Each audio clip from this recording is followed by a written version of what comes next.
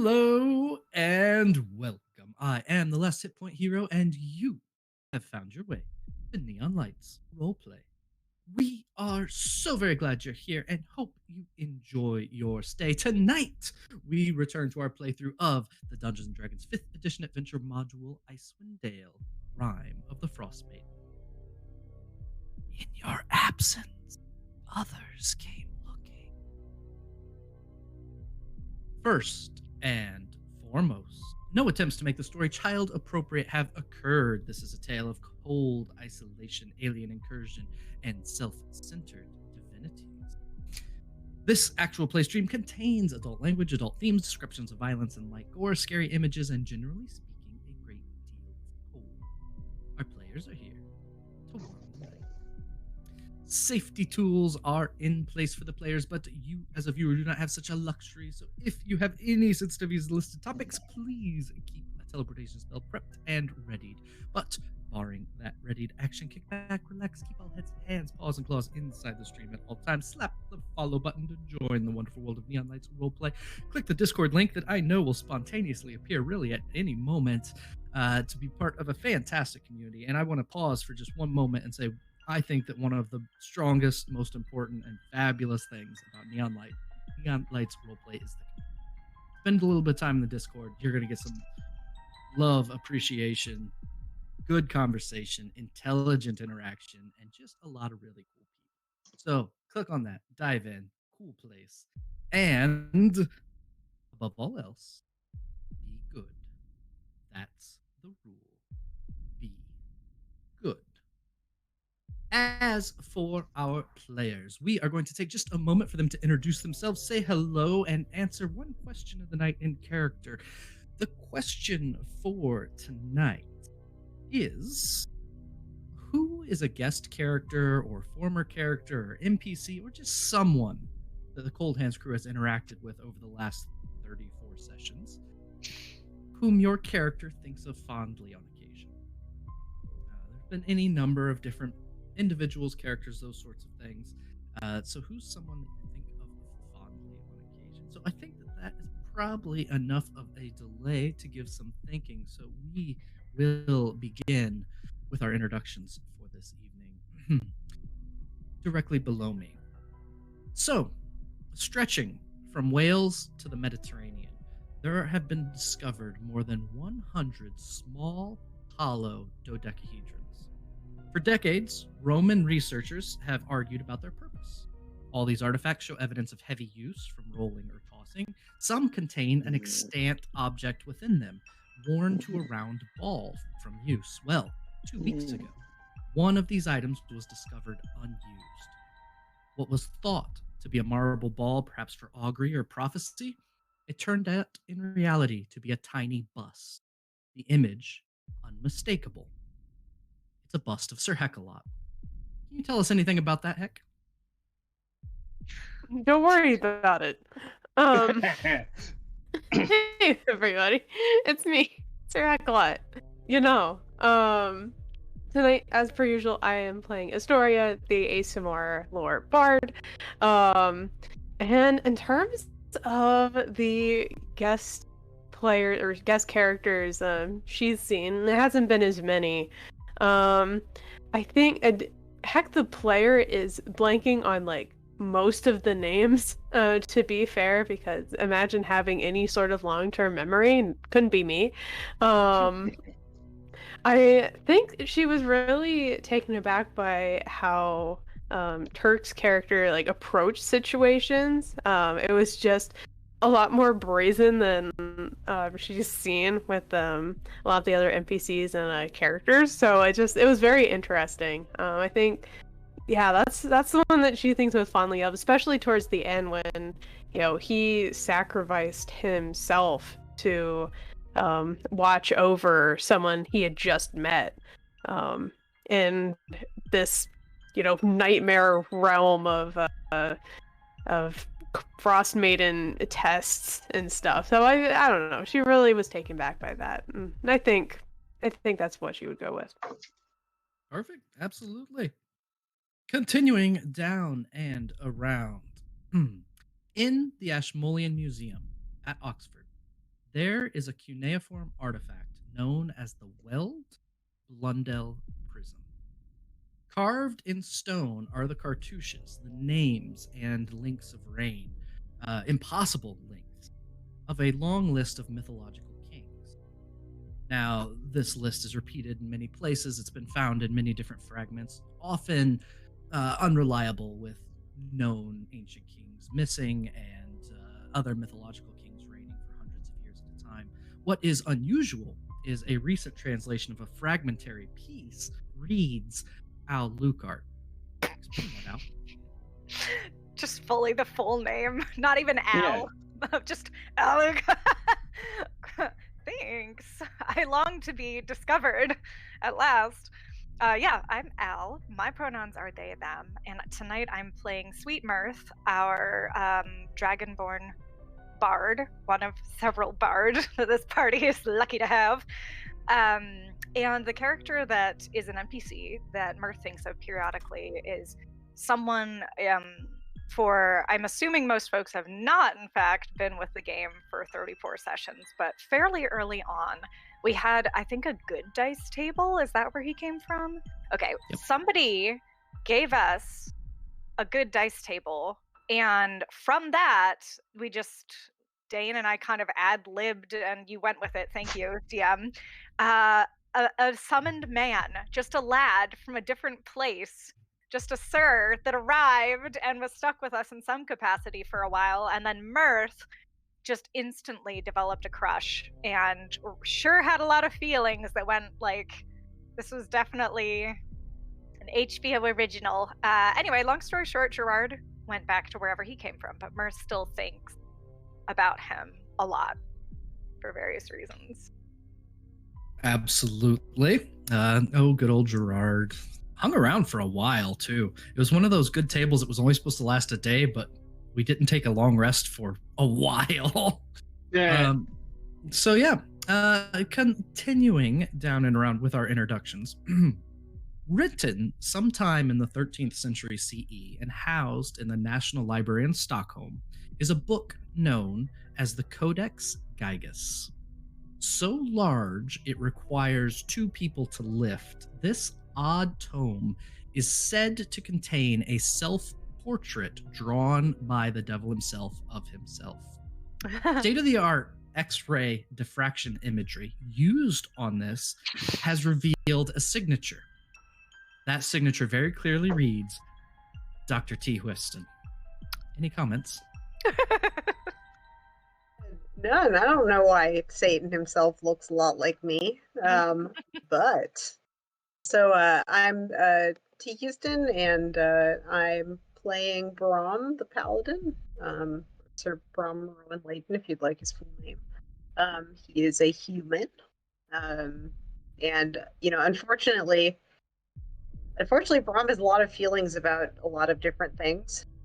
I would say he probably has the most feelings about his co-worker, Sir Leijart, the orphan. Very professional relationship, yes. Thinks about him a lot. He also thinks of 2 characters who have departed. Of course, Sir Artem is most recent, but also he still carries a piece of Savov with him, non-figuratively. Steve's ankle is still here. Yes, Steve's ankle is with him, and he's very upset about that. So, but yes, that's all about me, and all good, ready to start the session. Fantastic. Continuing down and around in the bottom right corner of your screen, Göbekli Tepe,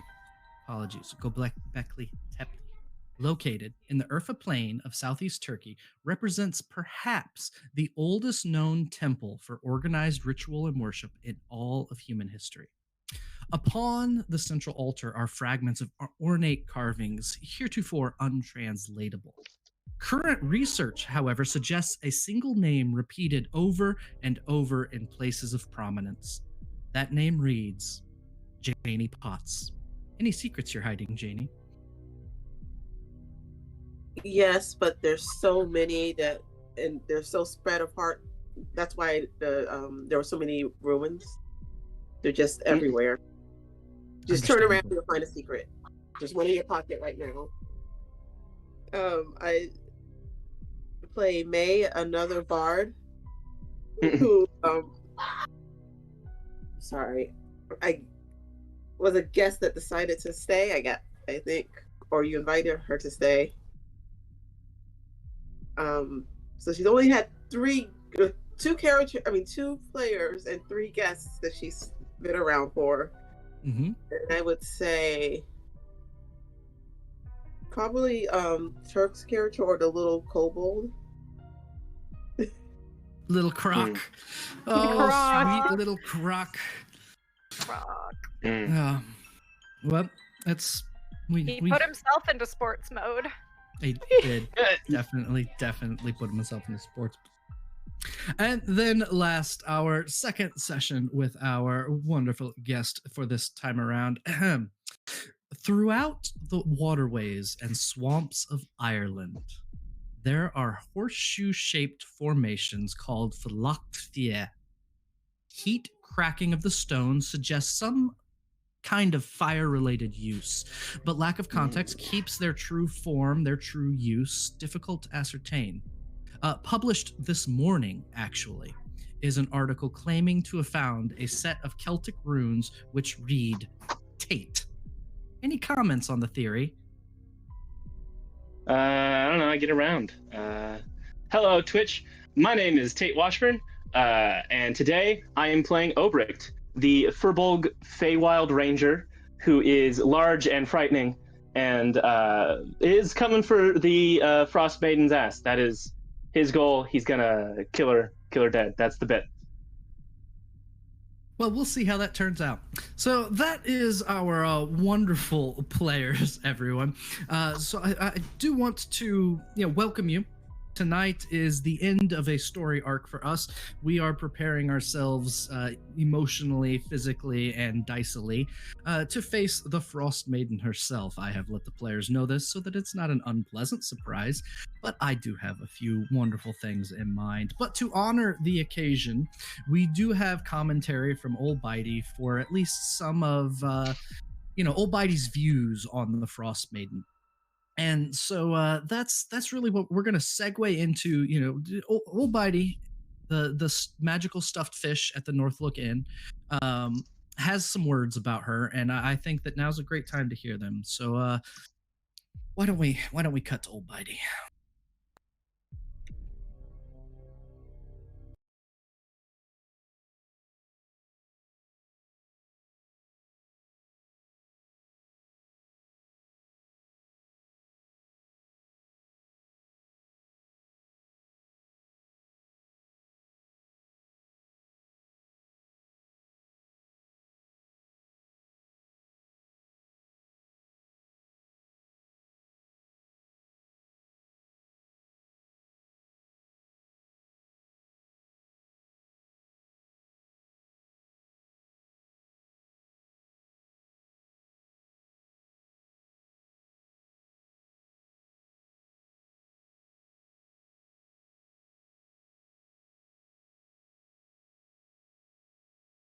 At the moment, and we will let you know when we're ready.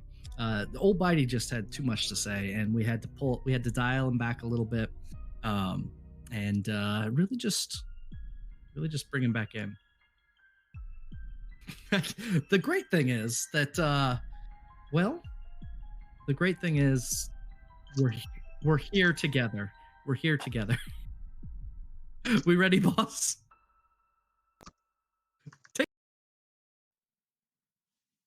Oh, the weather outside is freezing. Aural's grip is squeezing. She doesn't want us to go. She makes it snow, makes it snow, makes it snow. The cold crone's hate's not stopping. Snow just keeps on dropping. Our heart rates begin to slow. She makes it snow, makes it snow, makes it snow. When Lady Ice Kiss says goodnight, then we'll never get out of her storm. If only we give up this fight, eternally froze will be hers. Icewind Dale is dying, though the Cold Hand's crew are vying for a chance to free us all. In the squall, snow still falls, hope is small. Oh!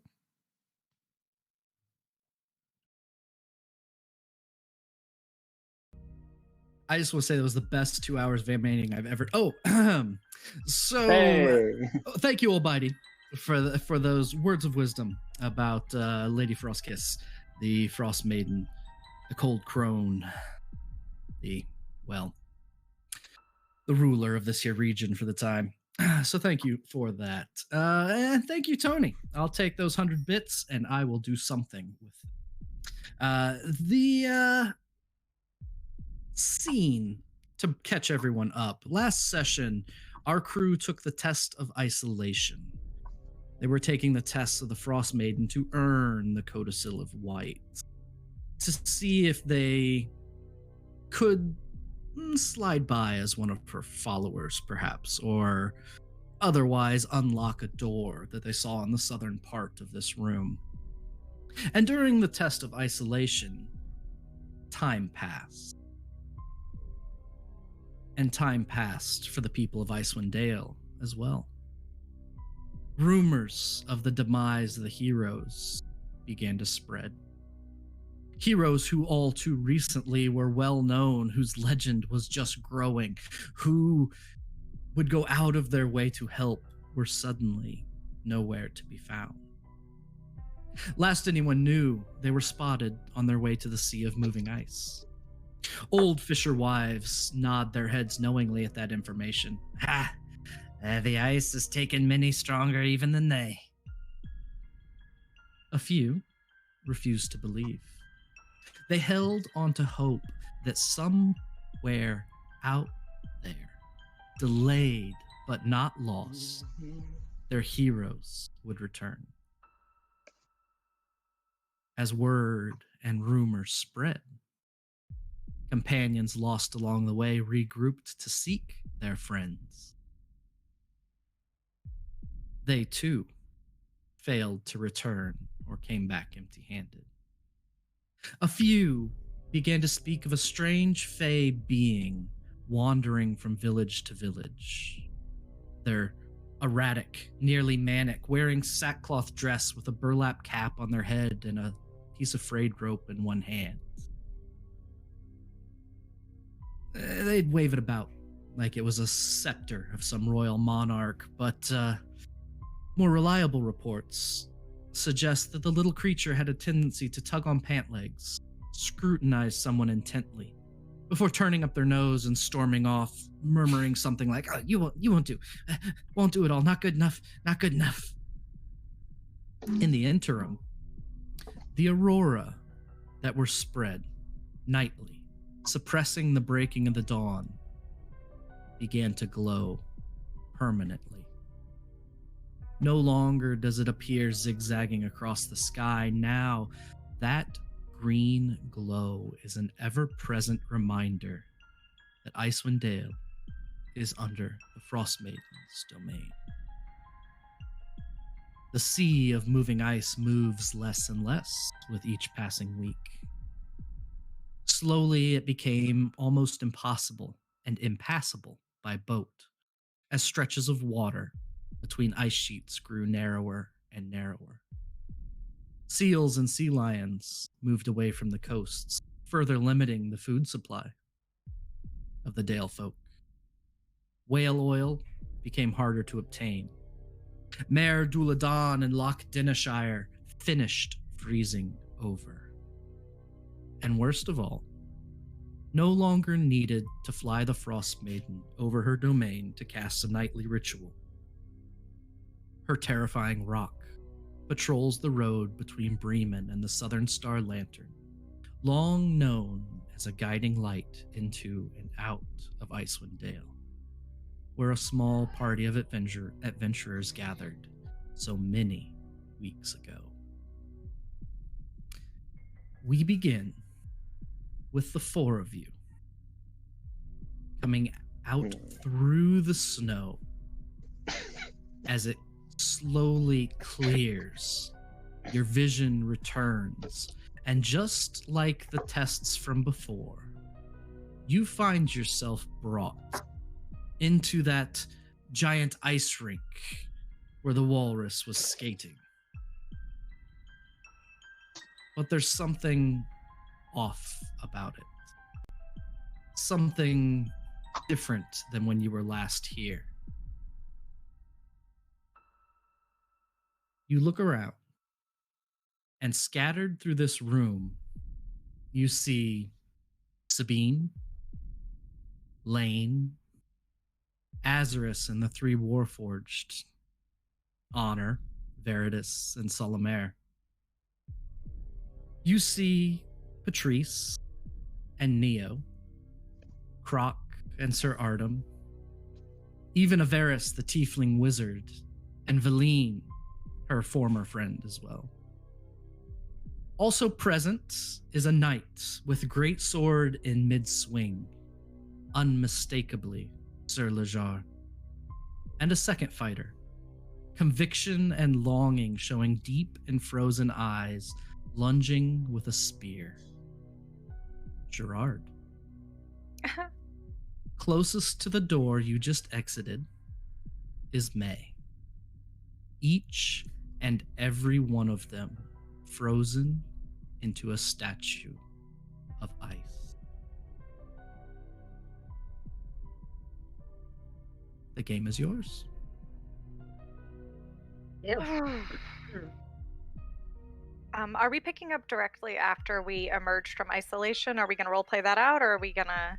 Directly after you just walked out the door. Brum. Oh, good. Everyone at once. I mean, the story's like first action is gonna be pretty simple. Like, I don't even think she would have noticed the statues at first. I think she would notice the movement of all the other party members, and like the first person she sees is going to throw her arms around in a hug. Going to hug someone. Brum exists. He was gonna hug her, so. Okay. Yeah. Absolutely. And when it's like, you know, just says something along the lines of, "You're back. You're all back." And then out of the corner of her eye sees all these statues of people, some that she doesn't recognize at all, and then eventually she'll fall on the face of one of them and just kind of bring a hand up to her mouth. Brum is busy hugging her, and let me roll for his constitution. Oh, man. Let's see. Come on, Brum, let's see how wimpy you are.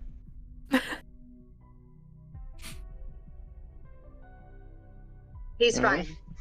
He embraces the story and then notices there's other people. I am so sorry, Obrick. I know you're a stranger, but like he's gonna grab you too. Excuse. You're also gonna be hugged. Obrick is not gonna protest, but just, oh well, it is good to see you're all well. Also, just like Brom is just, since Obrick is like a foot taller, he's just like straight into the armpit. It's fine. Yeah, like Obrick doesn't know how to deal with physical affection. He's like, Too late. Okay, thank you. Like, just a big hand pat. Brom looks like he's, Brom looks like he's gonna cry, man. He's just like... So, Mirth is standing off to the side and is kind of...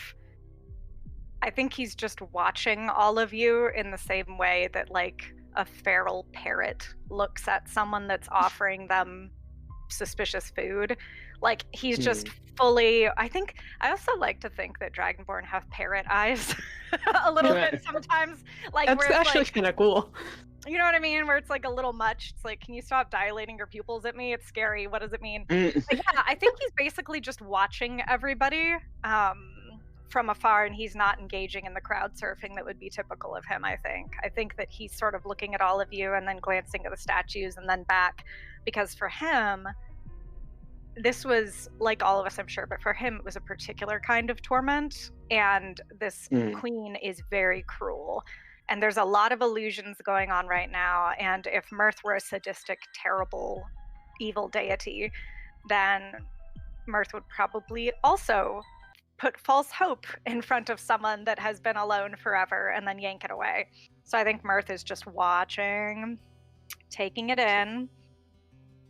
I mean, Obert would probably just gently, like, open hand towards Mirth within his arm's reach.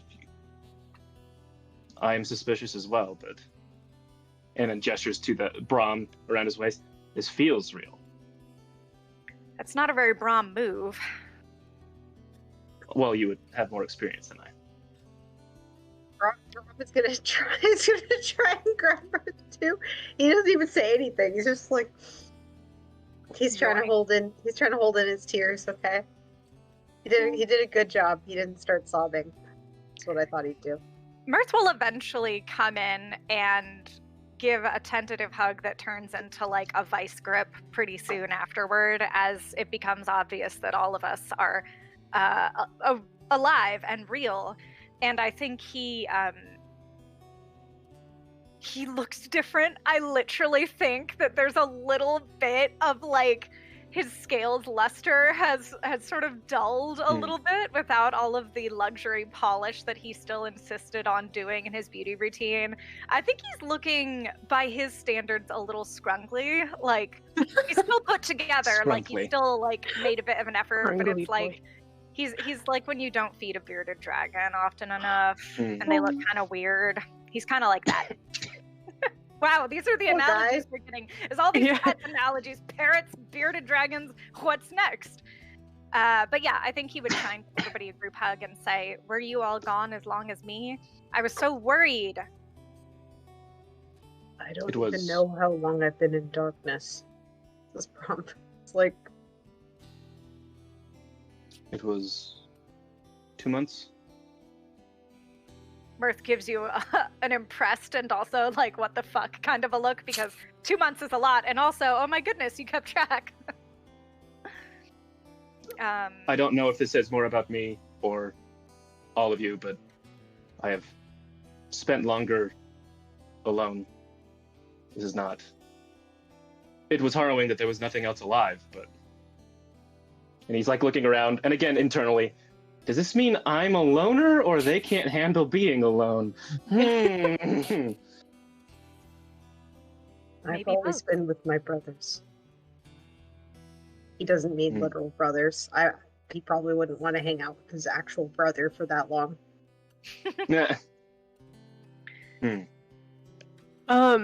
Is Ukuma still there, like he is on the map? Yes, Akuma is there, and Akuma is doing Akuma things, kind of sliding around. As far as you could tell, as far as Akuma cares, nothing's different. This is just another day. But what you do notice as you glance over to Akuma is an ice mephit that flies down from the icicles above. It lands on May's frozen shoulder, looks at you all and says, being dead, it's hard to tell how long it's been. I think that one said 2 months. It sounds right. I mean, even Averis and Valine put aside their differences to try and get the book when you didn't come back with it. Oh, it didn't turn out for them. Wait, they're here? He says, turning around. He didn't notice any of this shit that's like in this area. He just noticed the others. Oh, quite a few came, actually. And the ice mephit will point an icicle finger over toward Valine and Averis, who are frozen as statues as well. And you take a moment to take in that there's just over a dozen statues spread across this room. Yes, they well, both I and the walrus told everyone that came through you were being tested and shouldn't interfere, but, well, after the Frostmaiden stopped casting her spell each night, she had more time to deal with interlopers, and, well, she's moved on to expanding her grasp. Can I you make could an say. insight check to see if she's lying? You can. I don't trust you, you little ice cube. Fair. Oh man, that's a shit roll. Let's see.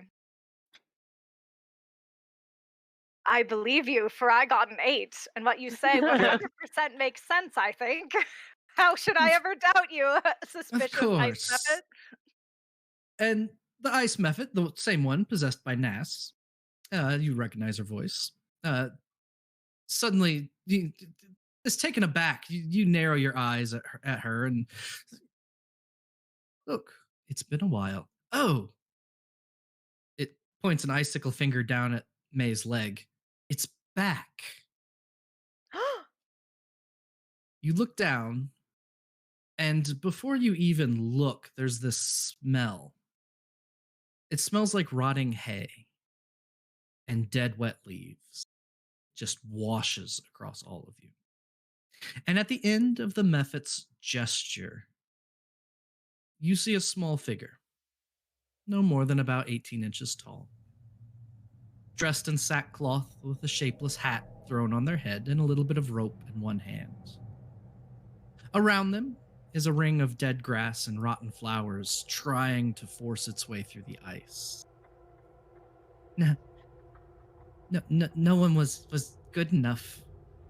No one could bring me my sunrise. I looked days, weeks without the sun. I stayed. I wanted you were gone, but it hurts now. But you're back, so that's very good. You're back, right? As Mercutio, in the most dilapidated shape you have ever seen them, looks up to you with pleading in their eyes. Ulrich has never met this person in their life, but he knows a Fey when he sees one, or a Fey-aligned creature. He's going to kneel really low to the ground, and almost still in a deferential gesture. Good sir, we will bring the sun back. As But soon may I as call you you? say that, oh, go ahead. Finish your thought. I'm sorry. Yeah, but just what may I call you? And he specifically uses that wording because you don't say, may I have your name to the Fae. And I have a comedic insert here, which is after Obrecht respectfully says, what may I call you? Mirth bellows, Mercutio! And I think Tackle scoops him up in a uncharacteristically friendly gesture of, oh my god, any familiar face is probably a good one at this point. They yelp as you scoop up Mercutio, and Mercutio feels so small. Oh, Only 18 inches tall. It's tiny guy. little creature. That's nice. Everyone tried, but they didn't. That one's new. They know they're here to help. Obrecht, yes. Obrecht, I this was is sent by- Mercutio. It's a pain in our ass. I was Or sent says by flippantly. I was sent by the Queen of the Summer Courts of the Spine to bring back the sun and prevent the winter. So they're finally interested. I've been telling Only them. interested enough I've been to send telling me. them that they took away the sunrise from Icewind Dale for years now, and they didn't care. But I cared. I cared, and I helped, and I sought out, and I found, and they're here, and they haven't done it yet, but they're gonna bring my sunrise back. We're here. And I'm we're here going to to help. bring it back. I can help. I'll help. You can do it though, right? You can bring me my sunrise back. You have to. one way or another. And it may not take one night, Mirth says, beginning to get into the fine print with caveats. Mercutio, Mercutio reaches over and grabs a hold of May's leg again. Okay, if you can do it, I can help. After a moment, the sickly ring of grass and flowers has just a glimmer of green to it. You've seen Mercutio teleport in before, the blinding beam of sunlight, the beautiful ring of sweet-smelling flowers. But this is not that at all. The sun barely cuts through. The sunlight hardly appears, but it's enough, and cracks begin to appear along the May statue's leg. Water begins to run down it as it begins to melt. May, the last thing you remember is that Mercutio had swept you away to some beautiful beach. You were basking in the light of a tropical sunrise, enjoying a few days of bliss after spending days and days in freezing temperatures. But Mercutio suddenly became agitated during your little vacation. They stomped back and forth, began huffing and puffing and murmuring about something not right, something that you need to go back now. And as quickly as Mercutio swept you away from Icewind Dale, you were swept back. And when you were brought back, it wasn't the flowers and grass you expected, but anemic, nearly dead frostbitten foliage. But she was there. You returned to this very spot with a 7-foot-tall hunched figure, owl-headed, wolf fur, draped in a cloak of woven ice. Honestly, there wasn't much of a fight. And it took only moments before everything got cold and dark. But now, that light returns. And in front of you are your companions.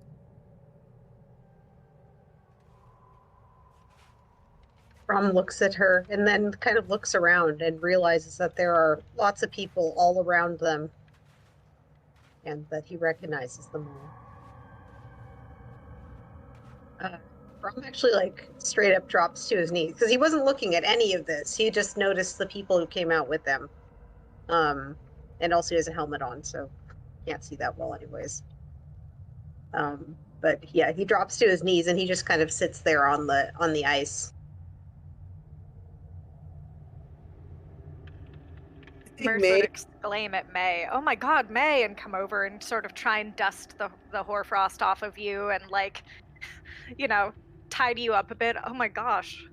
I think when she unfreezes, she's like cursing out the Frostmaiden. She's oh good heavens. Frigid. And then you're it's you. It's me. It's you. This isn't the I didn't mean any of what I said. I'm sorry. That tiny. A tiny summon. The tiniest method. Tiniest. Like a good method. Who wants to explain to May? Someone who's not Brom.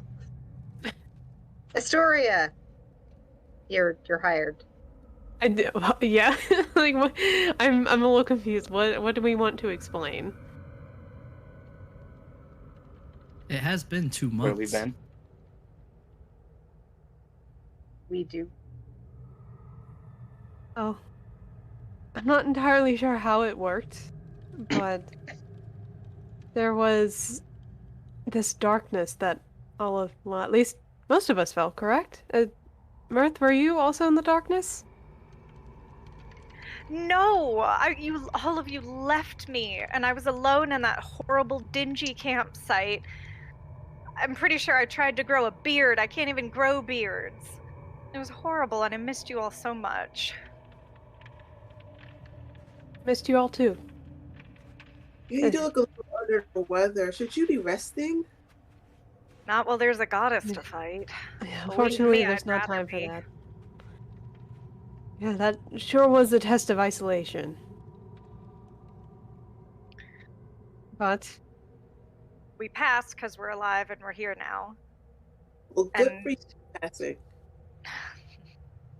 Good for passed you. or survived, I guess. I'm not sure if there's really a difference. I'm glad I imagine to there's see you not okay. in the dead of winter. So now, with any luck, we should hopefully be able to get the codicil. Yeah, it's really kind of not like it was before out there. So I believe you're friends with the rest of my new friends. My name is Obricht, and he tries to look non-threatening in the direction of May, despite being nearly 8 feet tall and covered in scars. He's hey, how you doing? You good? ready to. What was it you said about the Frostmaiden? That you so Oh. colorfully said. I'm not as good with words. Okay, I'm glad nobody took offense to that. No, I it was heartening.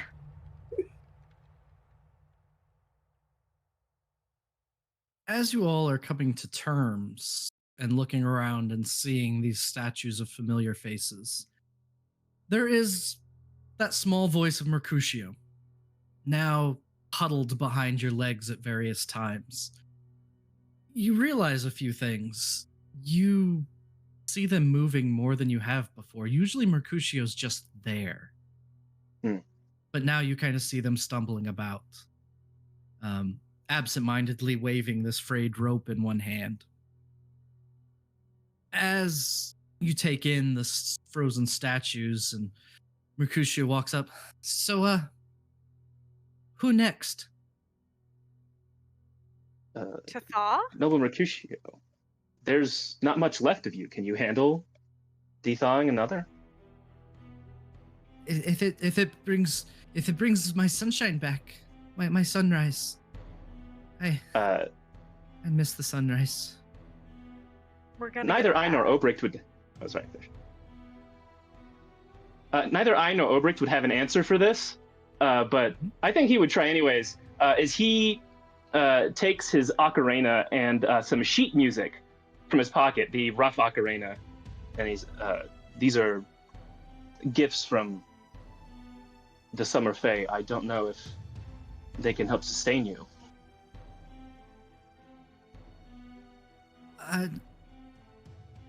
I've been cold for a long time. The sun has been gone, and I usually go somewhere else just to get a little sunrise. But then they all, and Mercutio points to the others, they were gone, and they were supposed to be getting my sunrise, so I came to find him. I understand. Why is it so cold? Mercutio, you've done enough. You're wilting away. If you saw anybody else, you'll disappear. I've done enough? Hopefully. Yes. Oh, it's so cold. You look down, Here. and you see that Mercutio's foot has turned to ice.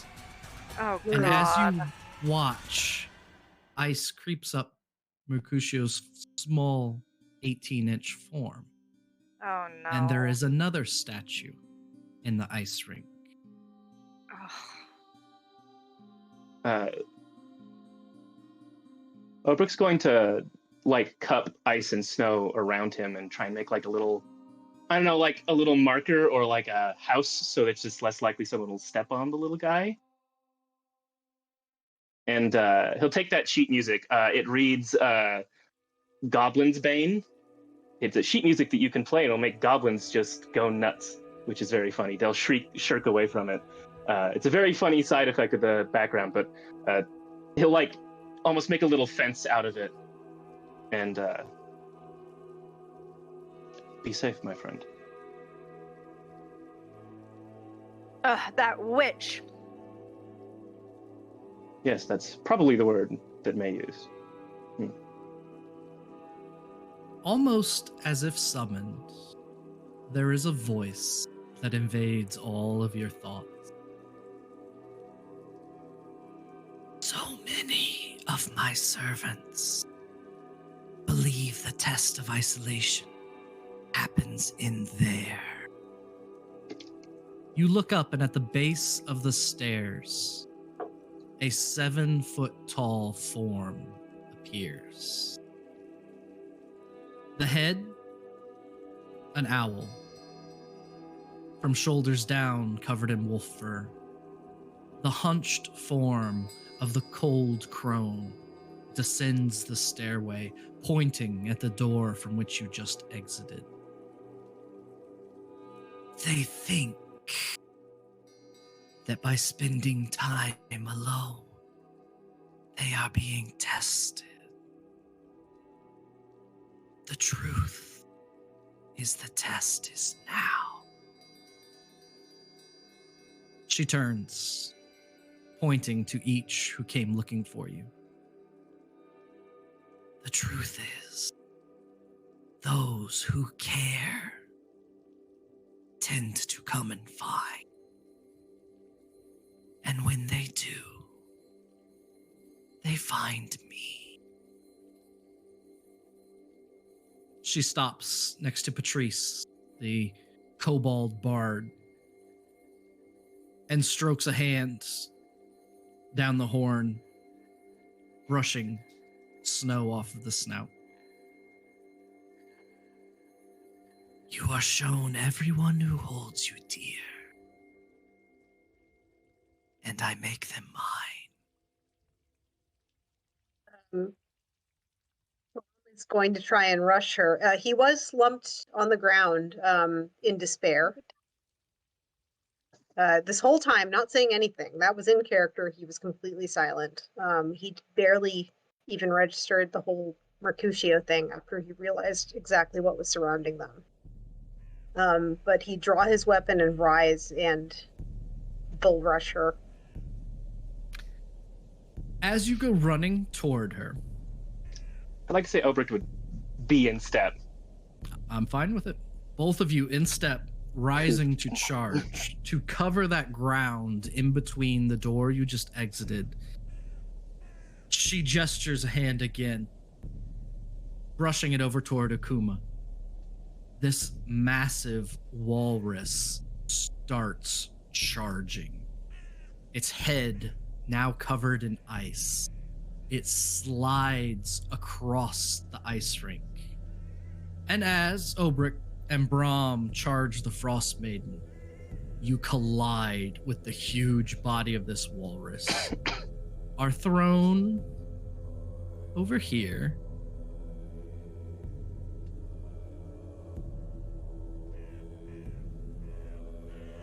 And it'd probably be a good idea for us to roll initiative. Oh gosh. Here we go. Don't forget to click your tokens first. Sorry. You know, if she needs friends, this is not how she does it.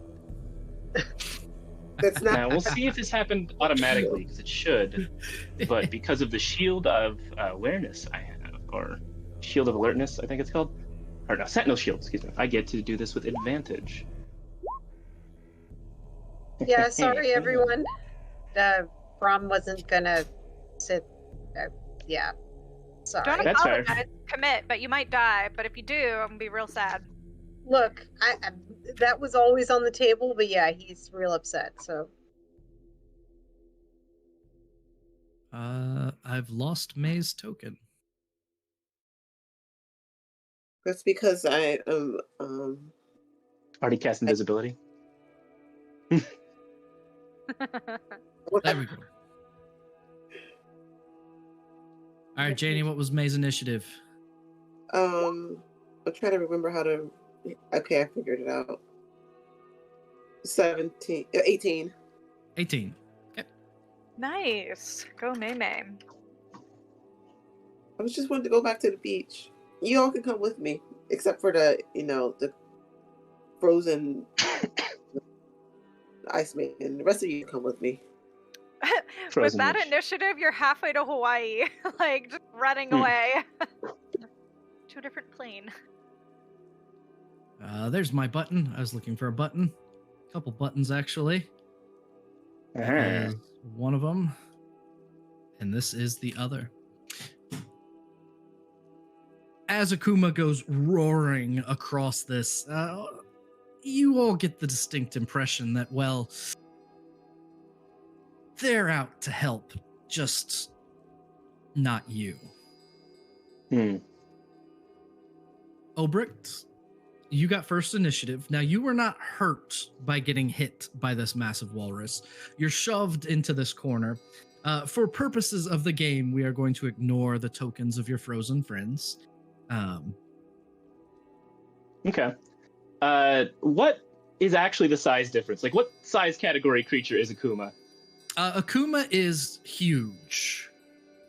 So Okay. Akuma is a 12,000 pound walrus. Wow. Big boy. All right.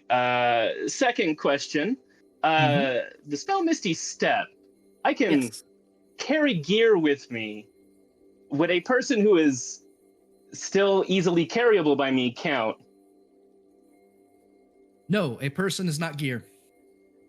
Even if I can lift them in my arms, if I take an attack to grapple, lift them. No? All right. No, that would step on Cheers. Dimension Door a little Yeah, bit. that steps on Dimension Door. That's fair. That's fair. Obrick's still going to Misty Step to the other side, or I think more likely on top of Akuma. All right. And Fuck yeah, on top he of had- Akuma. yeah, like he had his hood down, but just when he appears, the hood is up. His war pick, this like wooden spike, is out. Moonlight is glowing. The cloak is up. The smoke from his armor, all of it. He is full forest demon mode, and you have chosen the wrong side, beast. And yeah, all he's got now is 2 attacks, but they look cool. There we go. Let's. Obrick raises the war pick. It comes down. It's 13 for the first one, unless we want to do mounted rolls. Nope. 13's fine. That hits. All right, and is it gonna let me do damage? Yep. So the first strike does psychic damage, a dreadful strike, as this sort of smoke and moonlight around him is terrifying.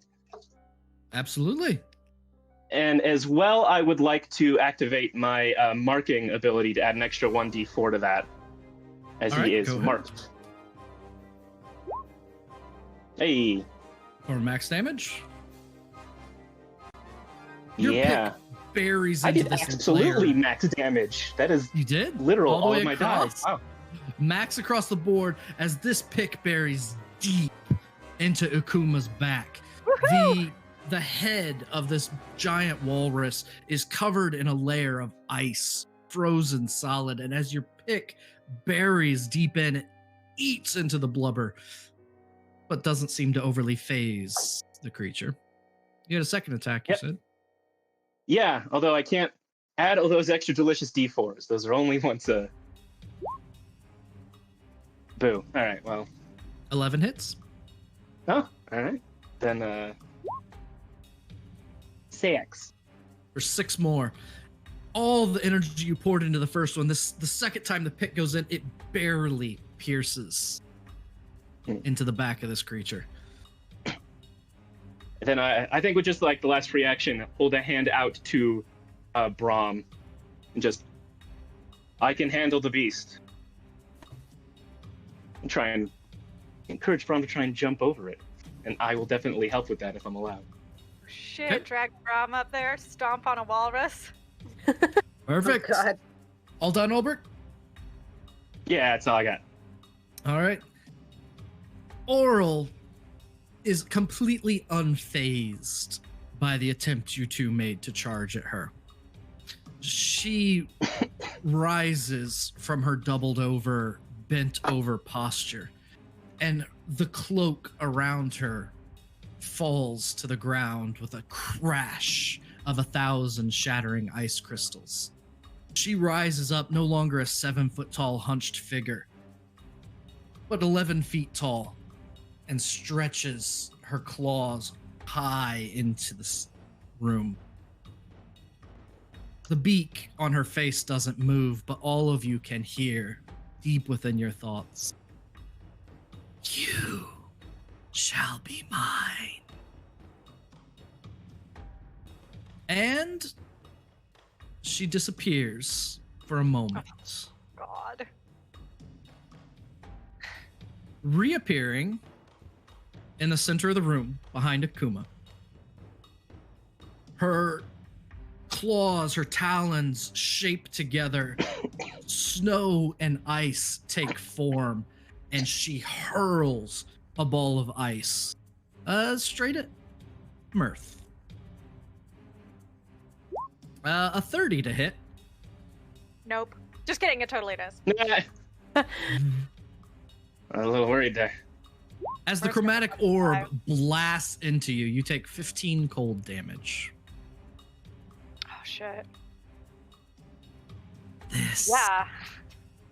will be interesting. She then disappears again and reappears over here next to Croc. May, your turn.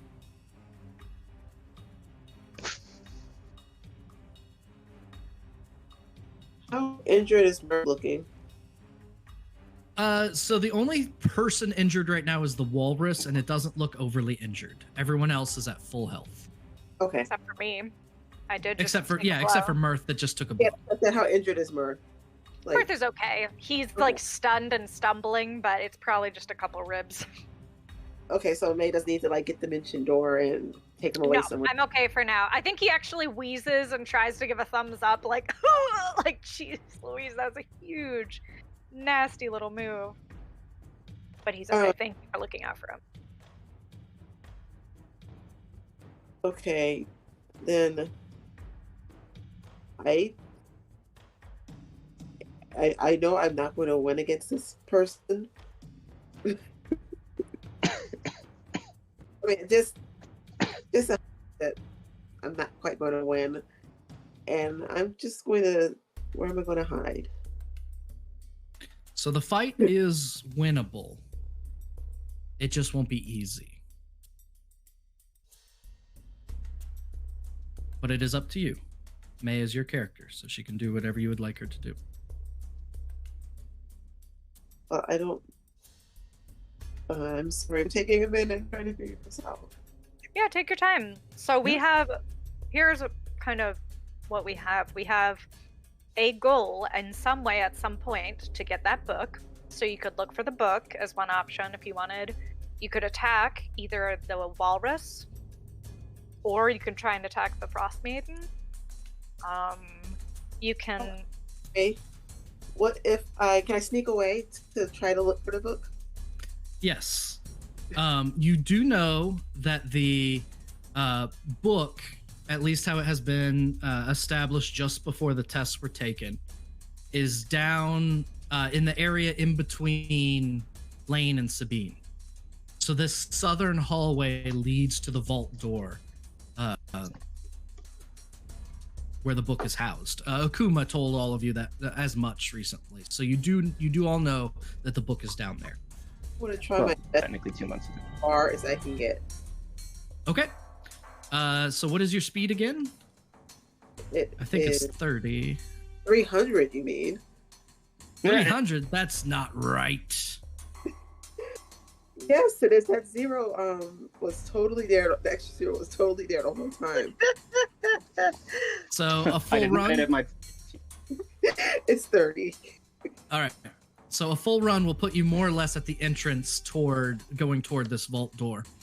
And as you head across the ice, your feet slip and slide. You don't lose your balance at any point, but you do slide your way across the ice. And as you get to this entryway, it looks fairly similar to the interiors of these tests that May did see the first 2 tests, and it looks fairly similar to them in the respect that the walls are carved with frozen scenes, with images of the Frostmaiden, with all of this mythology surrounding her.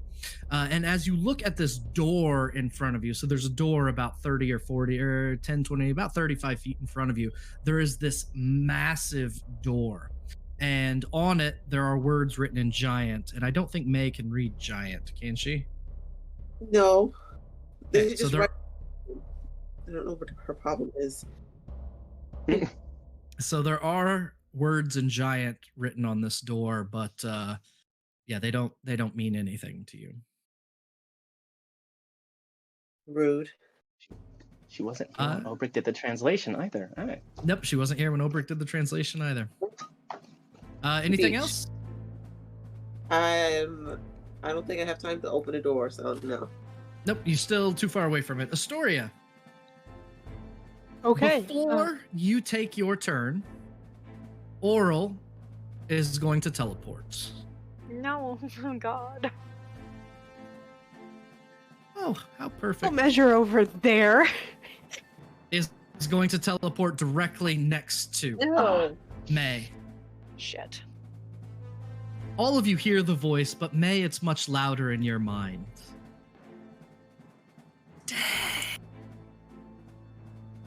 Astoria, take your turn. Great. That's exactly the direction I was going to go. Yeah, I mean, at the very least, at first, I'm going to move 30. So that's over here. Oh gosh, my computer's lagging. Okay. And yeah, she's still okay. That would put her in between these two. So she's going to use her bonus action with honestly, the most fire that any one of you have seen in her eyes, and she almost spits out these words like a viper, and saying, the funny thing about all this broken ice is that it'll refract light in the most beautiful ways, and there's nothing you can do about that. She's gonna cast Bane on Ukuma, and we're gonna try Auril. It's probably not gonna work, but I can cast it on up to 3 things anyway, so I'm not losing anything. So I need charisma saves. Charisma save. And the one where if they fail, you get to pick a skill they're bad at? Well, no, it's just minus a d4 on attack rolls and saving throws. Akuma gets a good. 3, so Okay. Akuma is baned. Good. So yes, that is a... and do please remind me on any Yeah, I will Akuma try roll my during best. Akuma's turn Yeah. that Bane has set. And then the Frostmaiden will make her charisma save. 26. Yeah, I mean, even if I cutting words that, it wouldn't work. So yeah, we're just gonna leave it. Okay, sounds good. And you know what? I don't let May just be there by herself, so I'm just gonna run up right next to her with a dash because I still have my action. Yep, Okay. Anything else? that's it. Sir Brom? All right. Brom is stuck in front of this walrus. Reached out a hand. Yes. He is going to try and...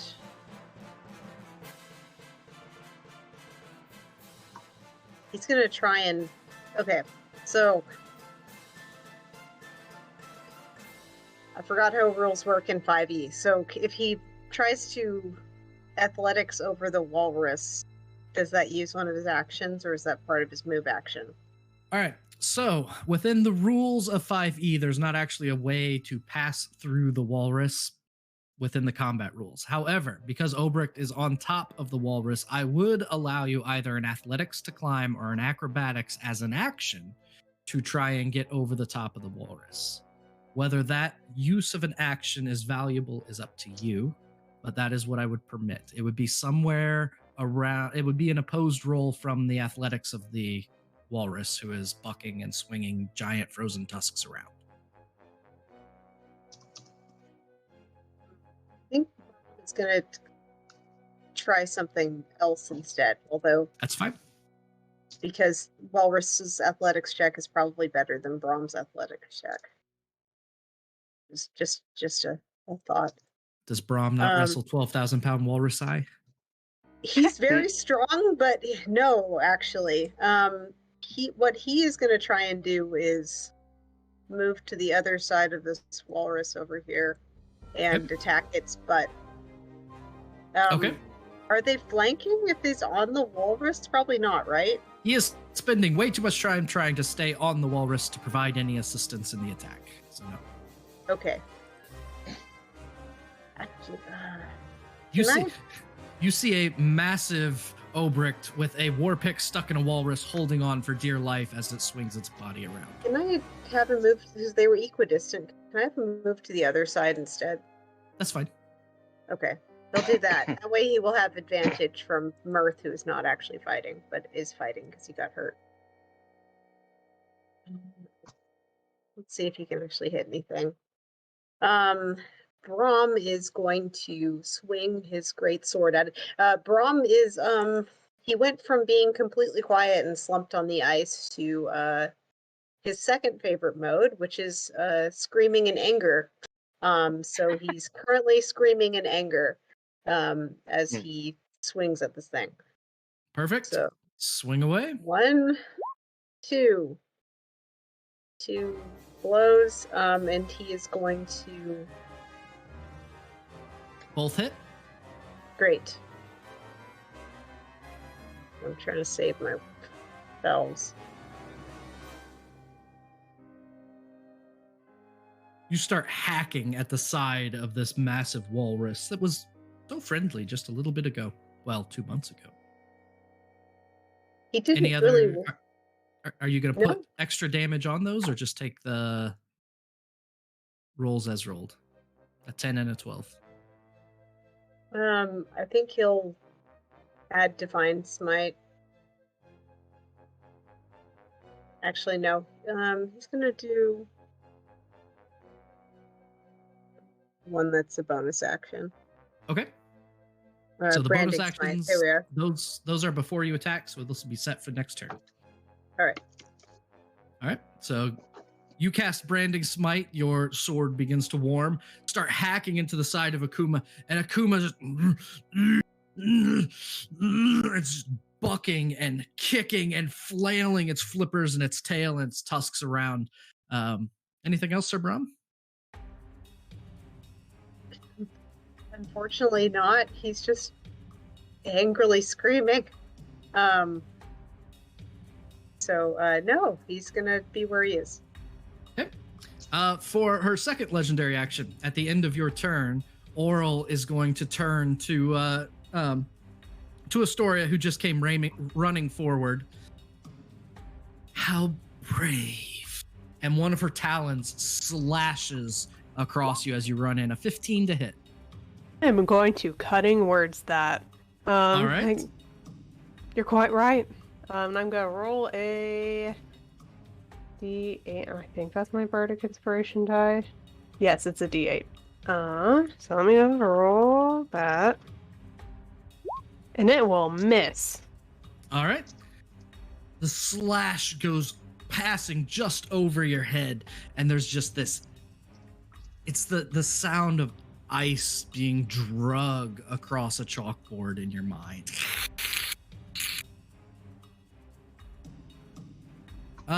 Ukuma is going to turn back toward the two of you next to the Frostmaiden. No, we'll turn to Brahm, who's right there, and just start charging. I need Obrick to give me a athletics or acrobatics check to hold on. As Definitely athletics. Akuma braces themselves against one of these walls and just shoves themselves through Brahm. Brahm, give me an athletics check. Right. Only a 15. That should be better. 24. Boo. I don't even think that's gonna be 17. Nope. Oh, You got a 17? That's good. doesn't beat a 24 Doesn't- though. Yeah. Mm-mm. Oh, Unfortunately. Hey, who's wearing the bandolier of the elements? Can it be me if nobody else is? Sure. Yeah. I don't even know what that is. It's one of our magic things. Oh. I'll ask that on my turn. Thank you. So failing that roll, Akuma braces themselves and shoves you through there. What was the athletics check for Obrecht? Only 15. 15. With a +7, you think it would be better. You tumble agree. off as Akuma turns. So we're going to do just minimal for that. Yeah, you can't be taller than like 15 feet. You're being forcibly thrown against a wall behind you as No, I get it, yeah. they buck their head. You smash against that wall, fall to the ground, catch your feet, so you're not prone or anything. You just take 6 damage from it. As Akuma, and you will not get an That opportunity attack as Akuma slides away. Oh, wait. Akuma has -1d4 from Bane, Oh, that's true. which only takes him Nice. down to 21, so Yeah. still not enough. But I say, the math didn't work out for us in that The- situation. the so math- I also was don't. never Yeah, I working also out. don't know if it applied to ability checks anyway. I think it might just be Yeah. attack rolls and saving Oh. throws. But I'm treating this as an attack roll. 10, Okay. 15, 20, 5, 10, 15, 20. You are slid and slammed against the banister of the stairs, Brahm, by a 12,000-pound walrus. It hurts a lot. Oh. I'd imagine. 15 damage as you hit the banister of this, bounce off the banister and stumble down. Akuma raises their head and just starts slashing at you with 8-foot-long tusks.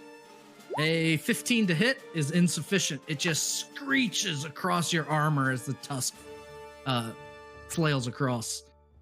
That is Akuma's turn, and it's Mirth's turn at the bottom of the order. Cool. Swell. Wow. So Mirth is sort of still wheezing Put this after having down. gotten just nailed by this frost deity. I think that he sort of stumbles back and at one point has to frantically jump over a flailing flipper as those three are brawling. Like very nearby, actually. And as the fight just boosh, like tears across the ice, Mirth is like taking it in. How to Mirth's eyes, how messed up do you two look right now, Brahm and Obrecht? Are you guys somehow clinging on? Do you look like you can shake this shit off, or are you like at death's door? What? Where are we talking? Brom's okay. Yeah, Middlingly. a little more than 10% of hurt, I'd say. Brom's 25% hurt. Oh gosh, you dorks. Yeah. Okay. You should probably heal yourself, because I think you're quite a bit. I'm okay. He I have doesn't- oh, you can see my hit points. I have 48, so I feel squishy and great. I'm not sure. You might just be a bard, everybody. I'm not sure if the number's there. I really don't Oh. know. I have an okay amount. If she hits me aggressively, I'll die, but I don't intend to be hit. So you have to catch me first. So that was a lucky one. She was quicker than me. Not gonna catch me flat-footed again. Immediately Bambiing on the ice. Okay, well, Obrecht, as you come slamming by, but like somehow screech to your feet, are you doing that really cool move where it's like, yeah, you got thrown across the room, but you're somehow back on your feet, like Oh, ready yeah. to go? Yeah, 100%. I don't think he, like, because he's such this big guy, I don't think he even, like, crouches. He just kind of takes the shock. Ouch. Mirth He took reaches 6 over. damage because he doesn't bend his knees. So you just come by, and as you sort of poof into the wall, but like gather yourself, Mirth leans over and says, "Get back in there, buddy," and he slaps you on the back and gives you bardic inspiration to hold on to, a d8 at such a time you want to use it. And then he's going to say, "I'm going to do some reconnaissance," and he's going to snap his fingers and cast greater invisibility, and I'm going to disappear. And then there's more shit I want to do, DM, if I may. Perfect. You are invisible. You have granted bardic inspiration. You still have move remaining. I sure do. So what I would like to do now is two things. Thing the first, I would like to approach the chaos zone down here, despite every primal instinct telling me to run. My question is, can you see my footprints on the ice? Or is the ice, are there places that are glassy enough to hop to and fro? Or is this like powder snow? You feel comfortably invisible. You don't seem to be leaving much trace. Great. Otherwise, that would be a real pain. I'd use my tail to sweep it away, and even then, you'd be able to tell. Okay, great. Let me see. Little sweep of snow just everywhere. Just, All right. Three footprints, and then they get swept away. They just get swooped. So Mirth is going to figure skate invisibly closer, and if it's okay with you, I would like to take a turn to observe. Okay. The Frostmaiden. And what I'm hoping, I'm happy to roll, whatever you want to do, but I'd like to sincerely take this being in, and I'd like to see if there are weaknesses that I can see. I know I'm a bit far away, or if there's patterns in her attacking, or if she seems like she's picking on someone specifically. Like, if I can identify anything, whether it's about her strategy, or let me know if I can. And if not, that's okay too. So what I will do is I will allow you to use a bonus action to that end on your next turn, since you've used your bonus action for the bardic inspiration. Okay. So next turn, if you would like, you can, as a bonus, give me some kind of roll. It could be religion, it could be perception, something that you feel is appropriate, and I will let you know. Will do. Thank you. Okay. Anything else, Mirth? Nope. I end my turn. At the end of Mirth's turn for her third legendary action, the Frostmaiden will, out of sheer frustration of having missed with her first talon, will pause and backhand across Astoria again for a 25 to hit this time. Yeah, there's nothing I can do about that. I'm gonna take it. You take 4 Okay. piercing damage as her claws catch you across the side of your face, and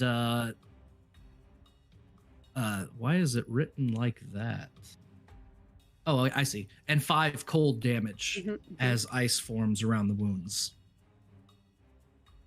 Oof.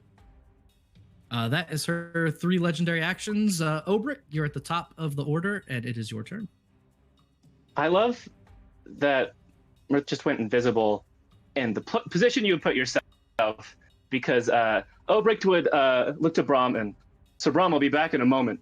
And as a bonus action, I'm going to cast Zephyr's Strike on myself, which gives him the speed of the wind. So he puts his, he starts running, and mid-run puts his, I think 30 feet is about, I need to select it on his path.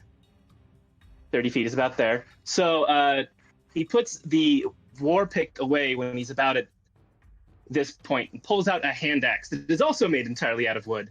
And when he throws it, it's like projected by the raw force of wind and has advantage. Okay. Hell yeah. So Wow. that is a 2060 item. You're 35 away. So it would 25. negate the disadvantage, It I should negates. say. Yeah. Yep. So it negates. You're at 25, which is going to hit. And so, yeah, this is also still projected by this psychic terror that he just carries with him when he's fighting. Okay. I actually have 35 feet of movement as a ranger, and that grants me 30 feet more movement when I use that advantage attack. Perfect. Oh, sorry. Also, Zephyr's Strike, I forgot, 1d8 of force damage In addition to that hit. All right. Yeah. I wrote that wrong. Should be another 4. Yep. To get him 30 feet more, which by my calculations lets him be right here. Yep. You start sprinting across. The hand axe goes flying. It buries deep into the Frostmaiden. Well, it buries deep in. It hits her. Falls to the ground. She turns to look your he threw way, the hand axe. and He's expecting it to shatter, basically. as she looks up, it's that moment of glancing down at the axe now on the ground and back up where you are right in her face. And instead of doing an extra attack, I would like to grapple her. And I have what's it called? Powerful build. I count as one size larger when dragging or lifting. I don't know that it applies to grappling, but his goal is to grab her around the shoulder or neck and lift her in the air. So Sure. you tell me if I get advantage at this or not. No advantage. But It's fine. yeah, that you can go ahead and try and grab her. Well, 23. She rolls a natural 1 for a total of 4. You have a hold of the Frostmaiden and lift her in the air. Yeah. And just, I don't have movement, but I would like to rotate her to the other side of me over this way just to get her a little bit away from the squishies of just Perfect. Cross the Anything ice. else? just sort of growl like, I have come for you, Frostmaiden. A owl's face cannot smile, but you do hear the word, mortals are so cute. And immortals are And- so arrogant. For her first legendary action this round, she teleports. All right. Where's she going? And is no longer grappled by you. Wait, do I teleport? I moved, no, I moved. I'm clicked on you. All right. Wrong token. We'll teleport to in front of May. Look down at May and go, where do you think you are going? And the Frostmaiden is going to reach out. You know what? No, is going to attempt to claw you, just both-handed. 2 massive swipes of these claws. So a 26 and a 13. I believe the 13 misses. You tell me. Well, she was just looking for the bathroom. Just Yeah. I just gotta see what you want. The talons catch you on the first swing.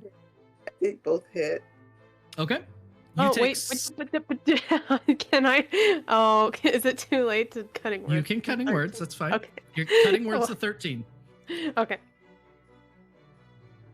Good idea. Okay, thank you. Yeah, that won't 8. hit. So that'll definitely miss. So the first slash of her talons, you feel them pierce into you. You take 6 piercing damage and 6 cold damage as this ice just tears through these slashes she made at you. Her second slash comes sailing by, and Astoria calls out, and it's just enough for the Frostmaiden's gaze to slide away the briefest of moments, and she misses. I was looking at the washroom. This is not it? You are in my domain.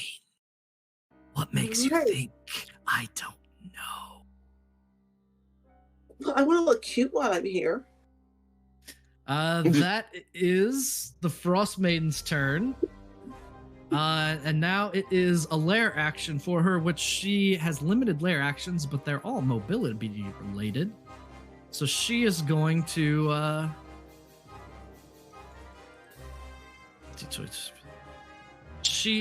teleport to right here. May, it's Okay. your turn. So she just like swipes at me, stops me from going into the perfectly innocent room, and then teleports away. Absolutely. Yeah, so rude. Horrible Yeah. hospitality. Horrible hospitality. Am I able to use polymorph on the Akuma? So you certainly could. I'm gonna double check the range. I think it's like 120 feet. Yeah. Yeah, that's how she Akuma, became that's- an eagle. Might just be 60. Oh, it's only 60 feet. That So- was amazing. Right? You only have to move So 10 feet closer. You can to do move. it. You can move Good. closer, but yes, you'd have to turn around away. You'd have to go away from the door in order to get close enough to. Just That on the would other be side great. of Astoria. Holy shit, polymorph. A creature of the same like level, right? So they make a wisdom save. If they fail, you turn them into something. Yeah, Okay. whatever beast you want, basically. Whatever beast you want. Yeah. I'm pretty sure beast is the limit. It Turn is. into squirrel. Well, something that like can't actively hurt you, but has enough hit points that like if you don't you can hit it one panda. time and it won't poof back. It's like a turtle or something. A turtle. Yeah, Fire. turtle. Okay. Any beast that is equal to or less than the target or the target's level. So you've got, if you could name any Anything. creature, and this Anything. is. Turtle. A fire method? I Or think is it- fire methods are not a beast. Oh. Just think mundane animals. I was hoping like some or Turtle. Squirrel. hairless cat. Hairless cat. Okay, a sphinx cat. That's fine. Oh my So God. you head to the other side of Astoria. You begin casting polymorph. Akuma attempts their wisdom save and gets all of a 12, which is too low. And he's at a -3, right? And Akuma has a negative D4 because of Bane. Bane. Oh, true. So is I an don't think 11, which even more fails. Excellent. So what beast is Akuma turning into? Hairless sphinx cat. That's right, Sphinx Yes. Cat. Apologies.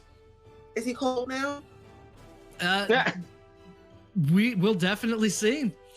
As you cast polymorph, this massive walrus slashing its giant incisors, its giant tusks at Brahm, all of a sudden the tusks begin to shrink. And Brahm, you're like parrying them with your giant sword. And as you do, one just shrinks out of the way of one of your parries.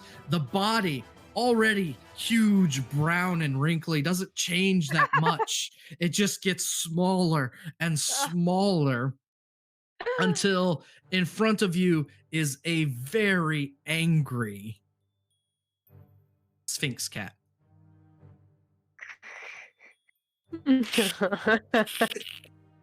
Oh my god. I love that. Oh, he's gonna be so cold. Yeah, exactly.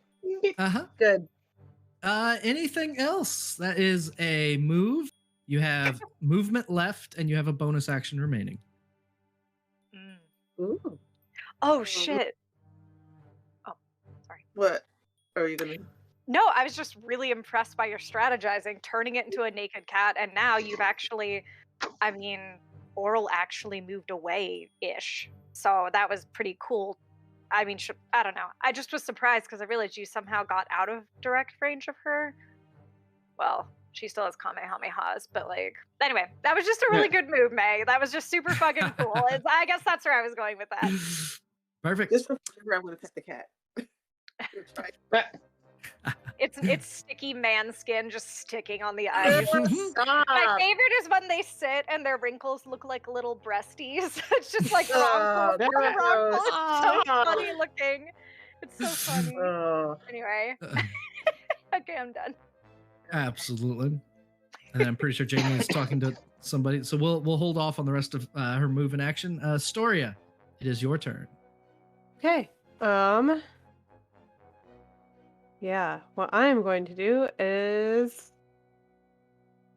is anyone looking like particularly hurt? Not Like- necessarily. Mirth. Brahm's taken some damage, but he still has plenty of hit points right now. Yeah. I mean, it's good to keep it up, and I have a couple first level spell slots, so I'm gonna go ahead, bonus action, healing word mirth. I'm Okay. invisible. Oh, Mirth is invisible. yeah, so that's right. healing word you have to see. You're right. Sorry. Yeah. Obrick is hurt, I guess. I just haven't been able to do that on my token for some reason. Oh, sorry. That's I thought I okay. had We control for can you. we can just let it sit. That's okay. No, it is. It just isn't showing up in the bar for some reason. Weird. I noticed okay, that we too. can- Mine's... Okay. Yeah, we can just let it ride. That's fine. Okay. I'm going to bonus action, or not bonus action, movement, go up my 30 feet, and then I'm gonna use my dash action to get all the way up to this door. Okay. As you approach the door, there are the same words that Obrick pointed out. There is isolation, preservation, cruelty, all of these tenets of the Frostmaiden. And as you approach, all of them begin to glow, except for the one that says cruelty. Oh no. Oh, no. Shit. Does that mean that you didn't pass the cruelty test? We did all of them except for cruelty. We We didn't did all kill the guys. do the cruelty. Oh, is it too late to like kick the cat or something really mean?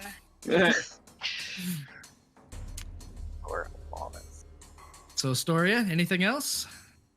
I mean, just probably gonna shout back over to the others. Like, I don't know about you all, but, cruelty isn't lighting up over here. We might have a problem. Shit. And I'm just gonna end my turn over there, I guess. Sounds good. At the end of your turn, Auril is going to look over to where, to what has happened to Akuma, and back toward May, and you hear her whisper the word, "How dare you change what is mine?" dare And you. then her legendary action will pop her right back next to you again. Oh, dang it. Sir Brahm, you have an angry Sphinx cat in front of you. Where's our... Ugh. So Brom is not going to attack the angry Sphinx cat. What he is going to do is I'm not going to use my smite then, because I don't think I'm not going to get to her. She's too far away. So Okay. You can hold it for like a minute. You can, yeah, it holds for a minute, so it's it's okay, still so I can on have it there. for a while. Okay. I will do. Let's see.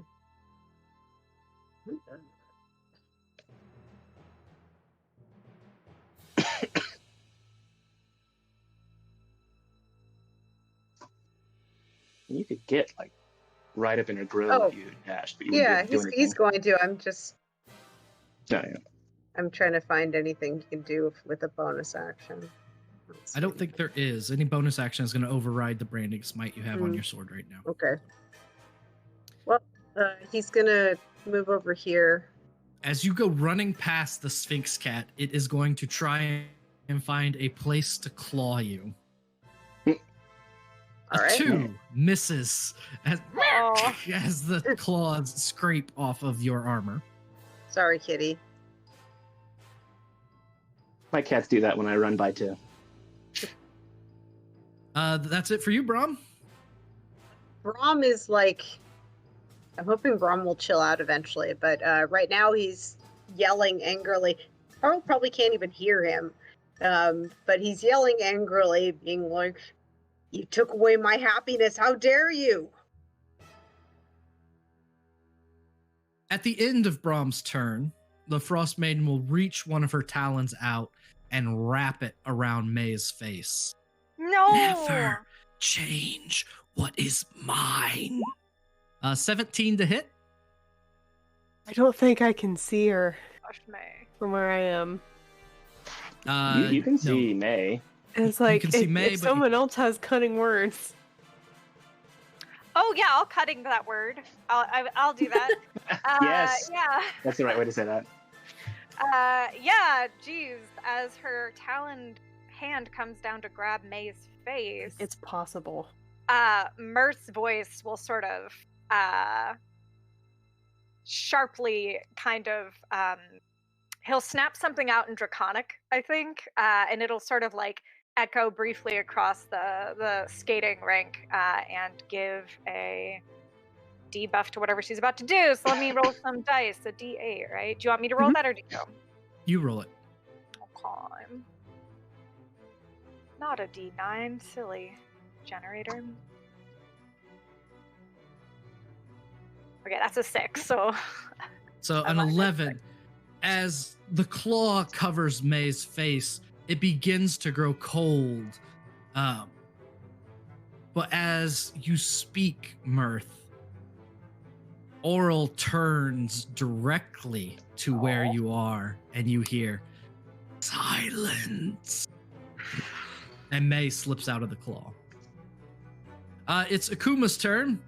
Akuma will come running back into the fight. Speed of 40 is hysterical. As they go just streaking across this. I don't think it's enough to... No, that's what I thought. So this cat is yowling, streaking across right behind Brahm. Step on it. If she turns it back, everything's gonna get fucked. Kick him. Kick him into a hallway. If you step on him, then he'll turn back. Yeah. No attacking. Gently slide. Oh shit. Well, maybe we should. Anybody got a cat carrier? Like, what the hell? Oh yeah. Small It would take English- multiple actions to get a cat like that in there. Oh god, for real. I really wish I had something to ensnare him, but I do not. It'd be a And then- entire skill challenge. At the end of Akuma going, it is Mirth's turn. How far did Akuma? He got there. Where are my notes? Okay, so I would love to. Is she still visible? Yes. If it's all right, can I use that bonus action that was offered to check out Auril? Give me any deets that I can have. I'd like to roll. Go ahead. Arcana, religion, perception. I would accept Arcana. I would accept Religion. I would accept Perception even. I'm sorry.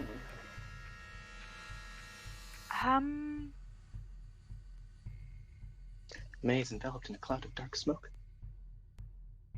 I'm going to perceive the old-fashioned way, the way that we once did when we painted on cave walls. I will perceive. Let me roll All for right. that. Go ahead and roll The Perception. Nothing Fashion fancy, way. just a plain old 18 plus. That's 21. 21 I'm so total. perceptive. I can see our death in 4D. 4K. There are a few things that you notice. For all intents and purposes, she's not hurt at all. Yeah.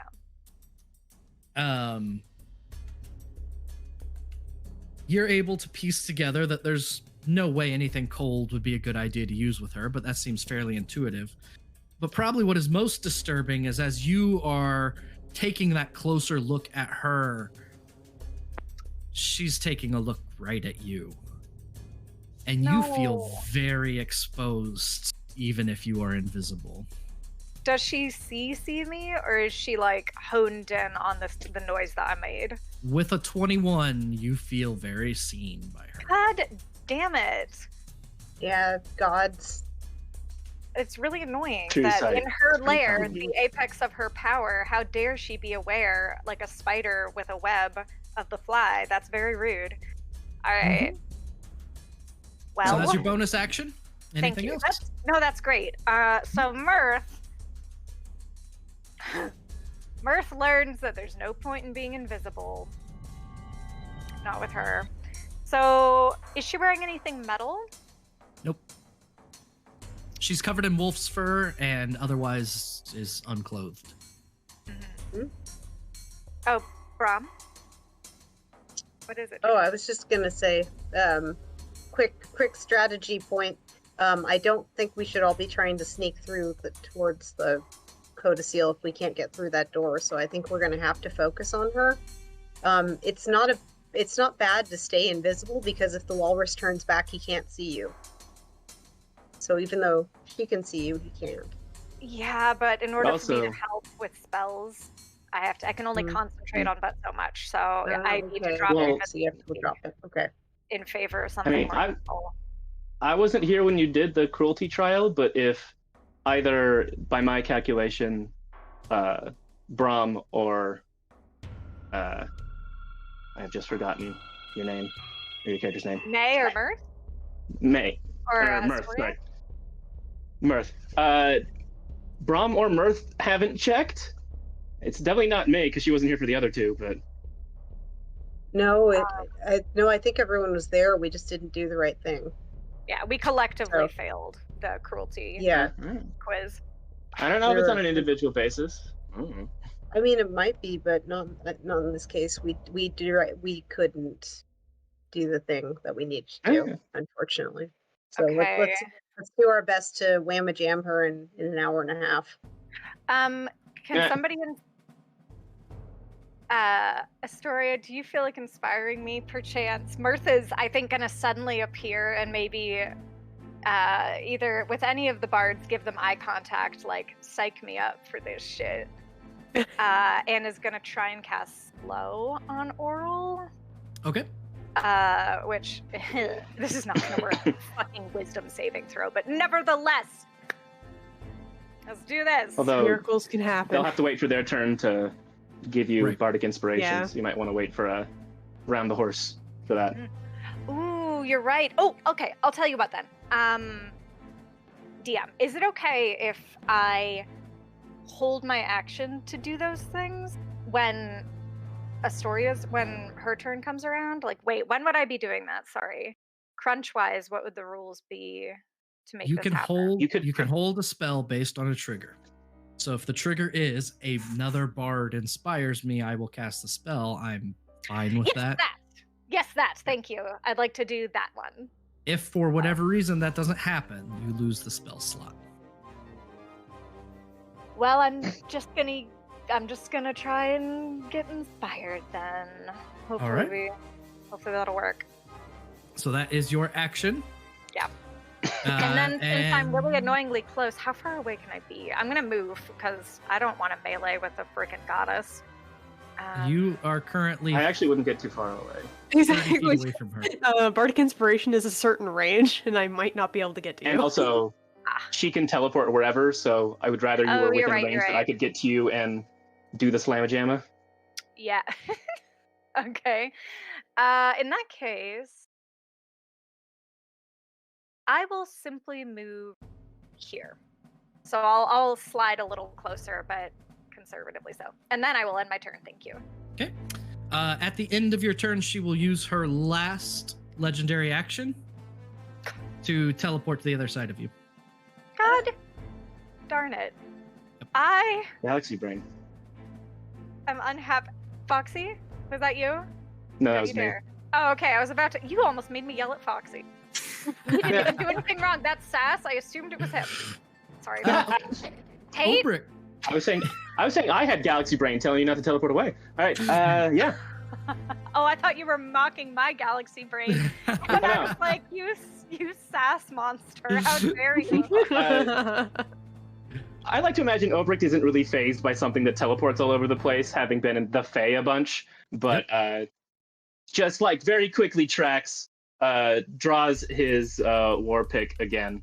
It is called Vengeance Thorn because I'm dramatic. And yeah, he's just gonna run with his 35 feet of movement. I think to this side, just to try and make it a little less likely that she beams multiple people. Sure. I don't know what area of effect she has. Neither does Obrick. And I'm gonna bonus action Hunter's Mark. I think he says in Giantish, prey, like the thing you hunt is the word for it. Oh, hell yeah. And yeah, he's gonna give her 2 right to the breadbasket. We're gonna see how this works. all right. It's a Oh! 26 and a 21. Holy shit! 26 and 21 are two very good rolls, both of which amazing. will hit her. Really? All right. Well, Oh, I forgot to add the hunter's mark damage. Son of a. So that's 12, 13, 14. It's 15 there. Okay. And then.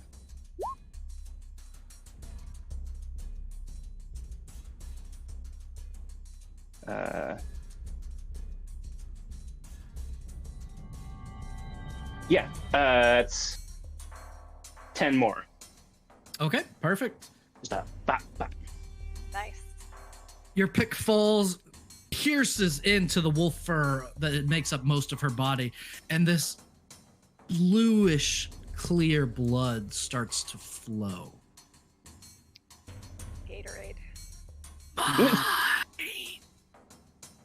Anything else, Obrick? I don't think he's being very verbose anymore. Okay. On Auril's turn, she is going to lift both of her claws, and as she does, this stream, this cloud of ice and snow begins to swirl between them, and she thrusts both of her hands forward into the sky as a massive storm begins to take shape. Ice begins to fall, and where are my circles? There they are. Wait, can I dispel magic? Do you have counterspell? Yeah, I do. Go ahead and you can attempt to counterspell it if you would like. It's not gonna work, but let me counter the spell perhaps, because this doesn't look like good news, so I might as well try.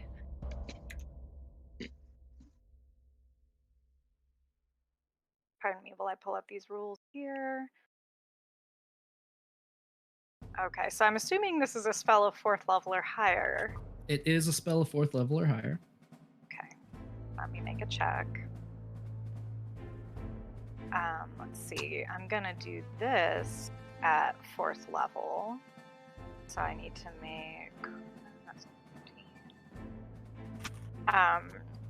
Okay, so I need to make a spellcasting ability check. Mm-hmm. I have to beat 14, and yes. All right, let's see. Thanks for your patience. No problem. Come on, a roll. Got a 16. 16 is enough. She begins to cast this spell. The cloud begins to form. The ice begins to swirl, and she is right behind you as this is happening. And as the storm takes effect, it suddenly just releases, and you get glared at. Sunny days are here again. That I think Mirth, is... when she glares at Mirth just for flavor, I think that in all seriousness, he kind of cringes with a guilty finger up, kind of like the no finger snap and then the oh. Kind of like there's a 7-foot-tall owl woman glaring down at me. She's 11 feet tall now. She's 11 feet tall now. She rose to her full height. Oh, great. Posture makes a difference. Obrick has to look up. That ends her turn. Her lair action is to teleport. She moves to the other side of you. And then it is May's turn. God. So, Janie, it is just now May's turn. Okay, I'm gonna say May was all over the place. I'm gonna say May was out of it for some reason.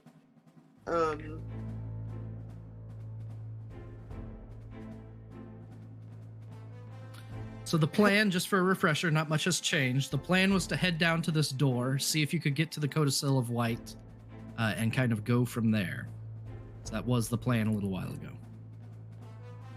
It looks like there's something wrong with the plan, because Storia went down there and the door, one of the things did not light up on the door.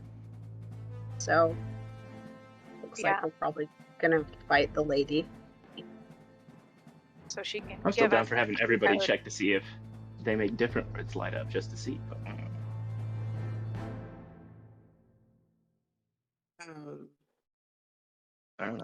through the door. I guess I could try the door too. I don't think I'm going to do anything. Okay. So your movement, I believe, puts you to here. As you approach, just like with Astoria, who's down there, the 4 sets of runes on the door, these words, begin to glow, but one of them is not glowing, and as you approach, it's still not glowing. So there's one word that just will not illuminate. Okay. I don't know what else to do. Okay. Astoria. Oh, at the end of May's turn, rather, the Frostmaiden reaches a talon out and grips Mirth's face. Oh, not my And moneymaker. you hear within your mind, do not interfere.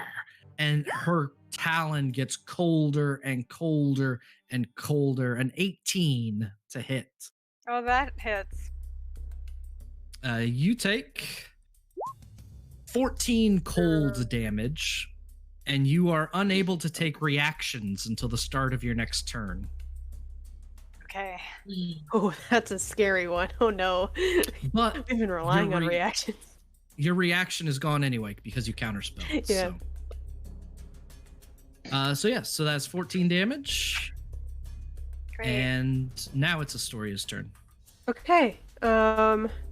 Given that, and seeing that there's stuff going on over there, Story's gonna run out here. Kind of like, yeah. We're gonna go with that. And peek out the door, see that happening, and just kind of shout out to Mirth, saying, "You see, she can be stopped. She can be interfered with. We've got this. Keep trying." Brain freeze. Yeah. So take a bardic inspiration for that. Yes. Yay! Oh, thank you so much. Got you. And then this is a shot in the dark, but I think I'm willing to try this. I would like to try to cast Dispel Magic on the door. Okay. Ooh, clever girl. Now, before that happens, Mirth, you were holding an action to cast Slow if you got inspired by a bard. Oh, can I still do that? Even though I... That's what I've been trying to find, and I can't find a reason. Well, I mean, the reason you wouldn't be able to is because you cast a spell in between. You can't... The intention of holding a spell is you've partially cast the spell. So casting a spell while holding a cast spell, it's questionable. I would say that it would be unintended, but technically, to prepare a spell to cast, you use a reaction to actively cast it. So you already used your reaction to do counterspell there we instead. go. That's what I was trying it to doesn't find. use I the thought spell there was slot. another one in there. Yeah, preparing an action, it says specifically you use your reaction to fulfill that action when it gets triggered. But thankfully, preparing to spell, you don't use a spell slot until you actually cast it, so you didn't waste one. Okay. Oh, there you go. really? Perfect. That's good. I thought I just sank a whole, my most powerful. Yeah, spell, didn't even but I use was like, it. shit. You Believe. used to. It's a things have changed. Yeah, I mean, if I live As cool for as the this robe next is, I'm about round. to take it off. I am So so... you still have a bardic You- inspiration, which can be very useful. Oh yeah, Perfect. for sure. Thank you. All right. Yeah, when You'll it have comes that. around to your turn again. There you go. Mhm. All right, and Astoria, you are going to try to cast a spell magic on the door. Yep. All right. Let me do one check to see what number we're looking at. Go ahead and roll your check. All right, so it's just like it's straight charisma, right? Or It's your spell casting. okay, so it would just be like a d20 plus like my charisma mod. There's not like it's not spell Mhm. attack, right? Because that's an attack. Right. It's just your Okay. spell modifier. Cool. And any bonuses you get to all charisma checks technically apply. Like the glibness spell makes counterspell and dispel magic. Huh. Broken is out. Yeah. Okay. I'm gonna press the button. I'm so nervous. Actually, I just 20. double checked. Okay, that's perfect. You cast Dispel Magic, and the lights on the door immediately go out. May, you're close enough to hear a click, come from the door itself.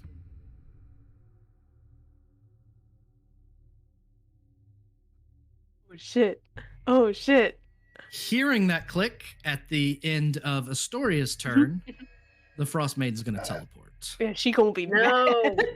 She gonna be mad at me. Directly next to you Come here. is her 30 feet. No. Leave what is mine alone.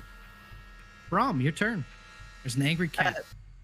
Oh, Brom's God, gonna that ignore it. cat. Brom's gonna take the AOP from that cat and is gonna go over here and try and smack. Is this enough room for him to sit in, or is this not? You can area? be you can be there, but you can't be behind her. No. Okay. All right. So he's going to. Come on, kitty. A 16 is not enough. Nope. Too bad, cat. Closer. Eat it. Little closer. Go get that. All right.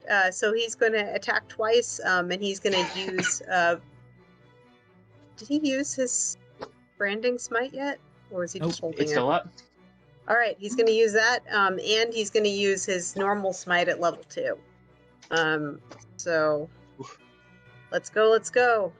Better hit. Don't suck. 19 and a 17. Both We hit. do branding, and I have to look up how much branding smite does. Sorry, Branding smite is 2d6 radiant. 2d6. All right. Oh, whoops. Sorry, I just hit that twice. Oh, so stupid. Okay. Oh, double ones. Oh. All right. So both those hit. He did. Yeah. So he did the 13 damage twice. If both of those hit. Yep. And Branding then smite did another. branding smite only did. Well, it rolled for itself 2. for some reason, but the other one that I rolled did 2. Divine Smite rolled for itself because I clicked it and it did a 7. So, but it only rolled for itself for 2d8. And if you're using a second level spell slot, it's okay. another d8. So roll another it. d8 on top of that. 2 more. 2 Take more. that.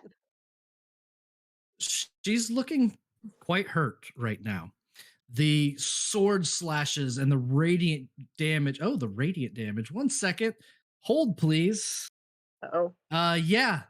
When that radiant damage goes off, the light that is usually so bright is immediately sucked out and into her body, and the Rip. wounds that you are creating are so much deeper than you would Oh. expect. Oh. And instead of just looking bad, she looks awful. Good. Brom is now has gone from screaming crazily to muttering, and now that he's close enough, he says, "You don't own me. Torm owns me. No one else can own me. How dare you?" And goes back to praying as he's hacking into her. Sounds good. Akuma is going to go running toward Brom. This Cool, you don't Sphinx, like. the Sphinx cat will come charging, leap into the air, claws out, slashing like mad, and roll a natural Yeah. 20. Got him. Aw. Can't believe this is rolling on. Gosh dang it. That takes take your 2 damage from a crit claw slash. Mm. Then I need to figure out how to keep that from rolling Ah. secret. That's their turn. Murph. Right. I took that damage. Okay, your turn, Damage Murph.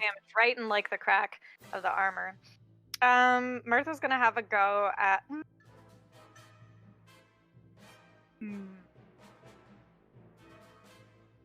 Did the rest Okay, of us know that the door opened? Like, was there a click? Did we There hear was a it? click. Yeah, Like, it heard we a all click. heard it. We'll may her to That's click, what I and then meant. she started charging the door. Are there stalactites on the ceiling? There are icicles, giant icicles. The, Giant icicles? the best question.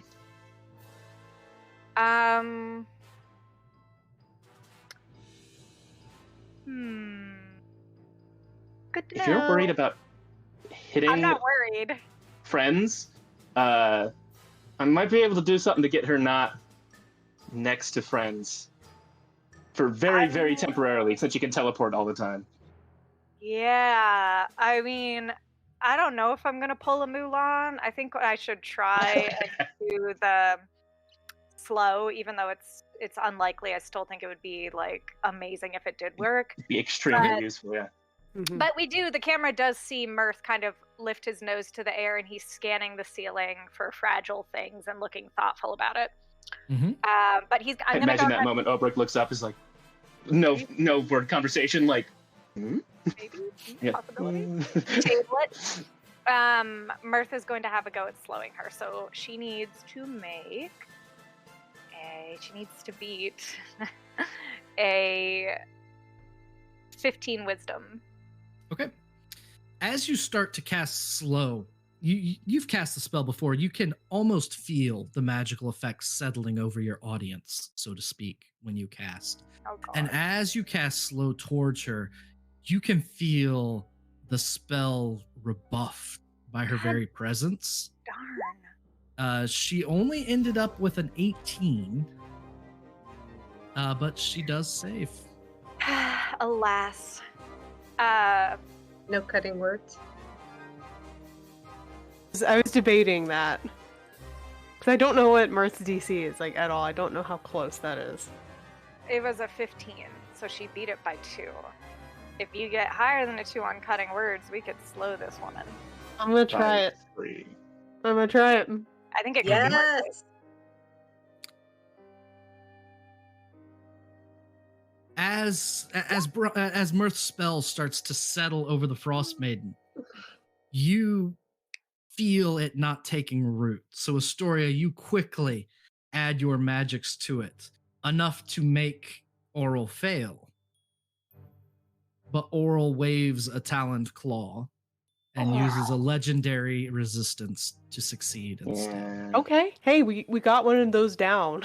Like, we took a resource down. That's actually really This helpful. is amazing. Okay, so can we just like visually see that? So like, I think the way it works, because unless it's like the Spider-Man meme where everyone's just pointing at each other, I like the idea that like that when Mirth is casting a thing, I think he like makes eye contact, and I think that there's sort of like, I always like to imagine there's an invisible like turquoise string between him and the target of his spell. It's just a visual thing that I think looks cool, and so I think for him that string just snaps like when she when she gets rid of it. But then I like to picture Astoria being like, nope, one more time, and then her being like, no, legendary. So there's a full moment of largely concentrating at each other, only for it to not quite Staring work. really hard. Really hard staring and glaring.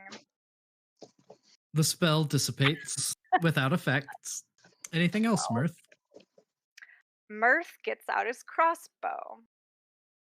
Yay. Is and is gonna start searching for things that can break on the ceiling. Okay. Obrick, it is your turn. If that's the signal, although I don't know that he'll be able to hold it all the way to your turn is the problem, so we might have to wait till next round when you can prepare I something can for it. wait till there's an opportunity too. So don't, you know what I mean? Yeah. Mirth is like getting ready. I actually need to check to see if I...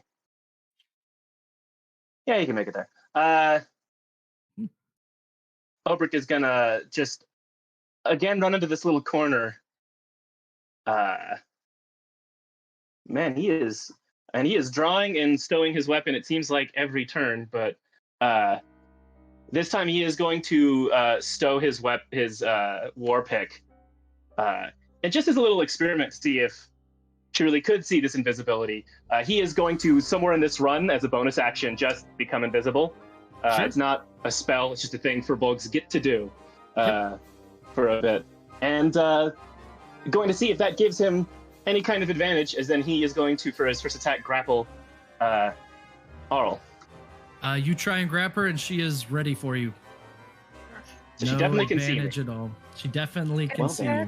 Da-da-da. So she will roll a 17 to duck out of your grapple. All right. Well, I don't know. He's gonna do that again. All right. That's the direction it should be. Rolls a 20, which is not enough for 24. It's not a saving throw, so yep, you are good. You have a hold of her. It's probably not going to last long, and you tell me if I'm allowed to do this. Can I just yeet her? I feel like that probably should be an attack, so I probably can't this round, but...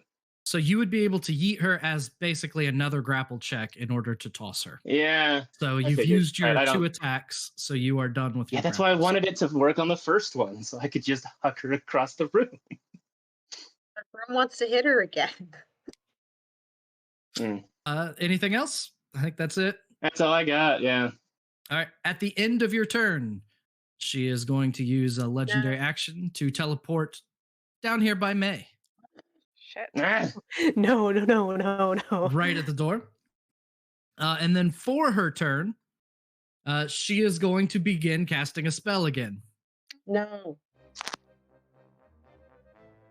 As she does, that storm cloud of ice takes form. And she fills this hallway with a 20-foot circle of ice. I'm cutting words that. It's a spell that she's casting, so there's nothing that she's targeting.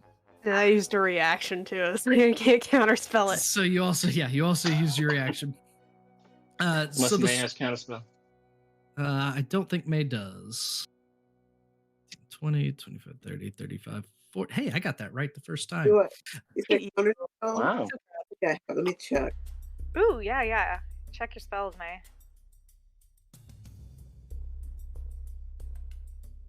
That polymorph move was legend. Yes, thank That you. was a game changer. If you hadn't polymorphed the walrus into a wrinkly, breasty cat, We'd be in a worse spot. We'd be in a terrible spot. We'd be screwed. I'm glad no. I'm glad that you created the booby cat. There's a problem, though. Booby cat's What about is to take it? ice damage. No. Who's gonna take ice? The cat. Booby cat. So the ice begins to fall. And everyone within it, from the cat, so it is Astoria, Brahm, our naked Sphinx cat. Then the cat. Everyone but Mirth needs to give me a dexterity saving throw. But for the cat, can it occupy the same space that Brahm's occupying without a check? The space next to Brahm is the space it's in, and it is caught by the radius of the spell.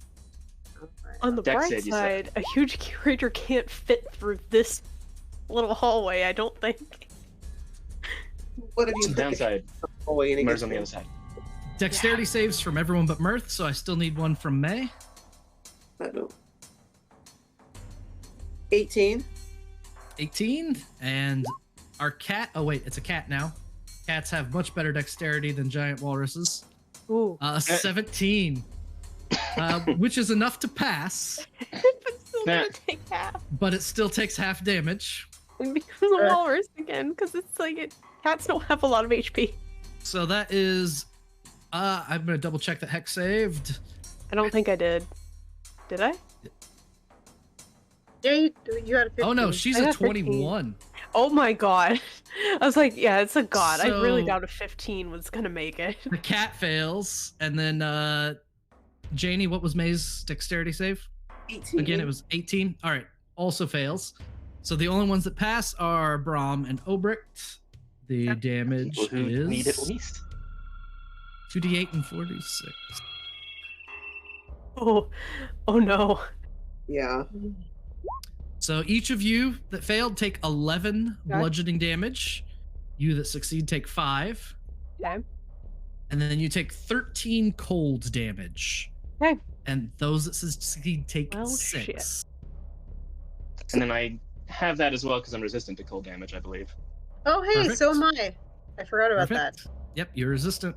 Again, So- the two people who need it the least. Welp. 6. And in a burst of magical energy, the Sphinx cat drastically alters its form back into, can't get a hold of it, a huge walrus that is furious at Brahm. Absolutely livid. Yeah, I I could believe only it. imagine this moment where now an enemy on either side, Obrick to Brom, meat or potatoes, pointing first at the goddess and next at the walrus. I'm going for her, he says, and he's gonna Fair. go for the goddess. All right, so it is an oral lair action. She has nothing good for lair actions except teleport, and she doesn't want to go anywhere. So it is May's turn. I'm kind of down to low points right now, but I can't really do anything about that. And you said she's next to me? She is right next to you, and between you and your friends, all of that ground has turned to difficult terrain. So everything in the circle is now difficult terrain. I'm tempted to try to polymorph her, but I mean, it might use a legendary resistance if she fails the save. right. We don't know if her form can be changed either. Yeah, I'm gonna vote walrus. So as to not waste a spell slot, gods have immutable forms. Mhm. Polymorph Okay. would have 0 effect. Oh. But I'm not going to make you waste a spell slot learning that. Thank you. So, Because it sucks. It sucks when that happens.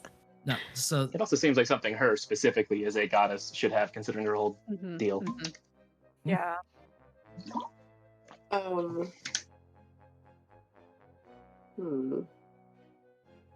Okay. So, since she's like right next to me, and clearly she wants to be a good friend with me, she'd be my best friend, obviously. That's why she's standing next to me. But I don't really want to make new friends with her right now. So I'm going to cast a spell. And I'm talking like this because I'm actually trying to figure out what spell I want to cast as I'm talking. mm-hmm. And I'm going to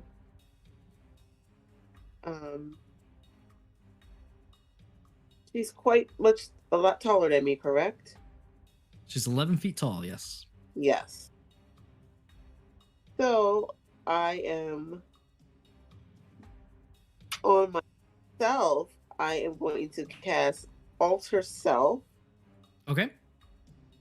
and I'm going to alter myself into a I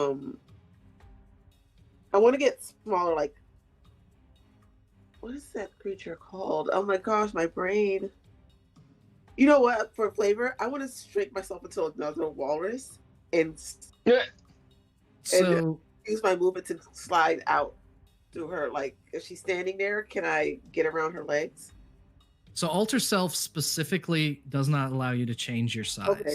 All right, you're correct. You could polymorph yourself. You could No. polymorph yourself into whatever you want, and that will just pass. So you could use your polymorph spell on yourself to become any beast of your level or lower. There are some good ones around level 6 and 7. Like, Mhm. I don't know if a mammoth could fit in that little spot, but those You also get you all the can temp do that. HP of that beast, so it is kind of like a minor healing thing as well. Ooh. It is? You get all the HP of them, like, on top of your current HP. It's Yes. nice. Okay, so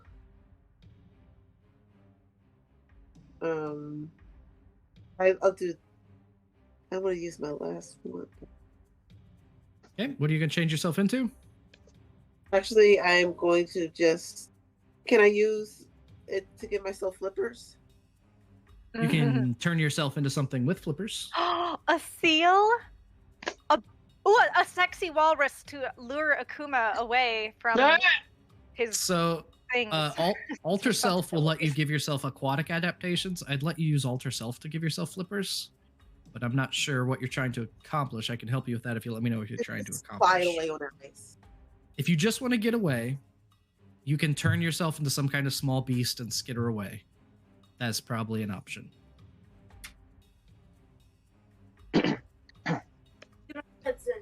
Or turn into your eagle form and help me knock some stalactites down onto Akuma's head. Never mind, that's so meta. That was not at all an in-character. Not form. I'll do polymorph again, but not an eagle. It'll be a white owl. Okay, so you polymorph yourself into an owl? Yeah. I think, let me check something real quick. Yeah, you could turn yourself into a giant owl if you'd like, and that's going to give you more hit points than a regular owl. Double owls. Double owl. Owl fight. All I right. think owls also have flyby, so she won't even get an attack of opportunity. She will not get. Yep. Yeah. That's the Hell other thing. yeah! Giant And you owls can have knock flyby. her. Yes. How do I know that? I play druids too often. It's amazing, Yeah. Heck. I love that They you do also that. have their Oh, own language. It's like a field Giant guide. owl for It's no in the brain. Wait, Yeah, not- giant owl is a language? Yeah, like giant elk and giant eagle. Oh, cool. I love that. Yeah. Love that for them. Sparkly giant owl too. All I right. like sparkly. There we go. And then are you flying out and up, or what's the plan to? Where are you going? Away from her. All right, so you've got Middle 60 feet. So I'm going to put you in the middle of the room over by Mirth. Yes. Okay, and you are able to fly without provoking any attacks of opportunity because of flyby. You That's are really set. cool. I'm going to use an owl bear because it Yeah. occupies the token better. Ooh, That's and what it looks cute. And then I will move you into a corner over here. Or I guess I'll just make you disappear. You can do that. Layer, GM layer. All right. There you go. Oh, that takes you out of initiative order too. That's fine. I'll sort it out. Astoria, go ahead. Okay. Oh boy, the landscape of this changed a little bit. Okay. So the storm has dissipated. It only Oh. blasts and then it's done. But Oh, it is okay. difficult terrain in this area around you. Okay, that actually changes a lot for me because I was like, do I need Yep. to get out of this before taking more damage? Because That's what I wanted to make clear. It doesn't Yeah. persist. I'm triple yeah, checking. Astoria looks bad, y'all. Like, I am going to spend my bonus action doing a healing word just to keep myself up. I'm gonna do it at 2nd level, so I'm just gonna roll that real fast. Sounds good. For 9 healing, that is sufficient for now. I'm not like dangerously dying anymore as much. Okay. And then as my action, I am actually going to invoke my Radiant Soul. So you'll see as Astoria's eyes light up as you've seen them before, and the translucent angel wings unfurl from her back. I don't really want to move towards her right now, so I'm not going to do that. I'm just going to stay here and end my turn. Okay.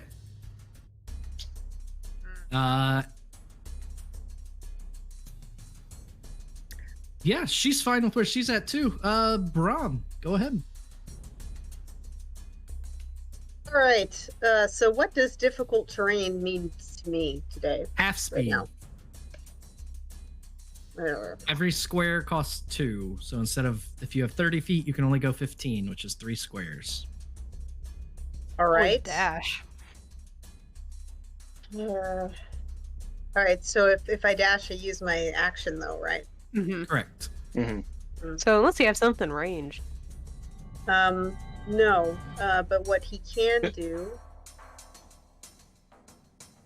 is double strike at Akuma because he suspects the Frostmaiden's probably just going to move again if he goes down there. So he's going to double attack. Okay. All right. Nice. 10 Oh, wait, and are you 18. flanking? Wait, you're flanking. Yay. Both are going to hit anyway. Oh, all right. It's not hard to hurt the walrus. Great. So that is 6 and 7 for a total of 13. Mm-hmm. Your sword cuts deep. Entire just swaths of this walrus are falling away. It is howling. It is roaring. It is almost dead, but it is still alive. Anything else?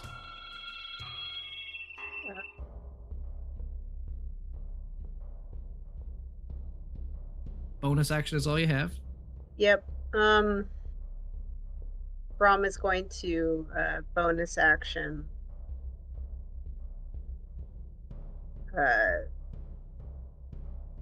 Other smite for next Okay. time. So you have a smite up, and you're probably running low on spell slots if I'm keeping. I should Okay. have. I've only used one so far. You've Of used a each. branding smite and then a second level slot for your divine Mhm. smite. I got I three. think you have I 4 left. yeah. I have 4 level 1 and 3 level 2. So Okay, there we go. I still have Lost plenty track how left. many. Perfect. I have decreased them. Yes, I've only used one so far because he didn't want to waste them on the walrus. Perfect. Akuma, enraged, is going to attempt to slap you with its tail, just flops its body at you for a natural 1. And then its tusks rake for a 17, which also misses. And Akuma is just howling, "My lady!" Mirth. Is Akuma nearly down? Hmm. Okay, so I don't need to try and bring the whole house down right now. That's not useful. All right, I will shoot at the walrus. Let me roll. Pew. 17 to hit. Okay. Sorry, choking. Yeah, crossbow bolt flies. You definitely can hit a walrus. Okay, that's Especially a big enough. that's 11 damage. I think Mirth looks up and sees a crack around his head where the ice is slightly worn away where its eye is, and I think Mirth aims for it and shoots at the eye. And it passes straight through the crack, buries deep in the eye, and in surprising silence, the bellows stop, and Akuma collapses in a massive heap. Euthanasia. No! That's our vet, by the way, making a Sorry. dark joke to cope You- with his career. You put down a giant walrus. We did. The old yellered him. Our friendly whisperer. Oh. It's a tragic loss. I think Mirth slowly lowers the crossbow slightly, and for a second he looks sorrowful on behalf of the walrus. And then he looks over at the giant snowy owl, and since you're an owl, he's going to cautiously say, "May, since you don't look like the evil Frostmaiden, but you do have a big snowy owl face, tell me that's you." Yep, I can talk, right? Oh, but you can nod your head. You can Got it. talk Nod in your giant head. owl. Actually, I think biologically you can't nod your head, but you can move your body to indicate yes. Bob your body. Okay. That's great. Are you okay? Can I help you? Do you need healing? How messed up do you look as a bird? Are you bleeding everywhere? I think as a bird, I would look fine, right? As a bird, Yeah, you you're have perfect. full health. as a Yeah. bird. Under the bird, God. not as much. Okay. Under the bird, she's 7 out of 43 HP. But you can't do anything about that while she's a bird. Just stay a bird forever and we'll work it out when we're done. Just be comfortable being an owl. In the meantime, Mirth with his bonus action. Well, shit. Well, we now have a How much big pressing from Al tonight? walrus blocking the door. Mirth I climbs had on a top. question about that. Mirth climbs on top of Akuma's body as it sort of rolls to the ground. He just like crossbow in one hand. He just like scrambles up the He's a side of badass. Akuma. Hey, grab a fold, just climb up. Grab a fold, get a climb, find a breasty. Yep. The thing is, guys, don't forget Whole handful. Mirth is actually a fucking badass. I play him like a clown, but he's like a parkour clown. Like that's Oh, yeah. his So whole good. thing. Parkour clown. Circus tumbles up the Parkour side. clown. Yeah, literally, Mhm. he's from the circus. Anyway, so he climbs up on top, and I think he looks down at Astoria because his mom's senses were tingling, and he points at you, and he says in Draconic, "Chin up, my friend," and he's gonna healing bird. Yay! Which is not a lot, but it's what I got. It's something. So that's, I will take it let me roll gladly. here and see if we. See if So that works. mechanically, we are going to treat a huge creature's body as difficult terrain. That's fair. Did I make it up enough to look over a fold You did. Yeah, you had 20. under a flipper? Okay, let's see. That's All right. So while you roll that, 8 hit points. 8 Eight hit more points than- over to Astoria. Yeah. And Ooh, it will thank be You're welcome. Obrick's, Sorry, it's not Obrick's more. turn. All right. I have an interesting question for you, Dan. Okay. The Boots of Winterhold, that are one of the items I picked, I get to ignore difficult terrain created by ice or water. Right. So this is not difficult terrain for me. Correct. At what point, when I am lifting my friends with my loving arms, am I at half movement What due is to your carrying a strength? person? It is 18, and I do have And then you have that double lifting capacity. Yeah. the double lifting, which puts your lifting capacity at a great deal. I did that calculation. Was that? I can't find it on this sheet, but I put it down somewhere. Multiplied by 15. 18 times 15 times 2. So you can comfortably carry 540 pounds before you go to half speed.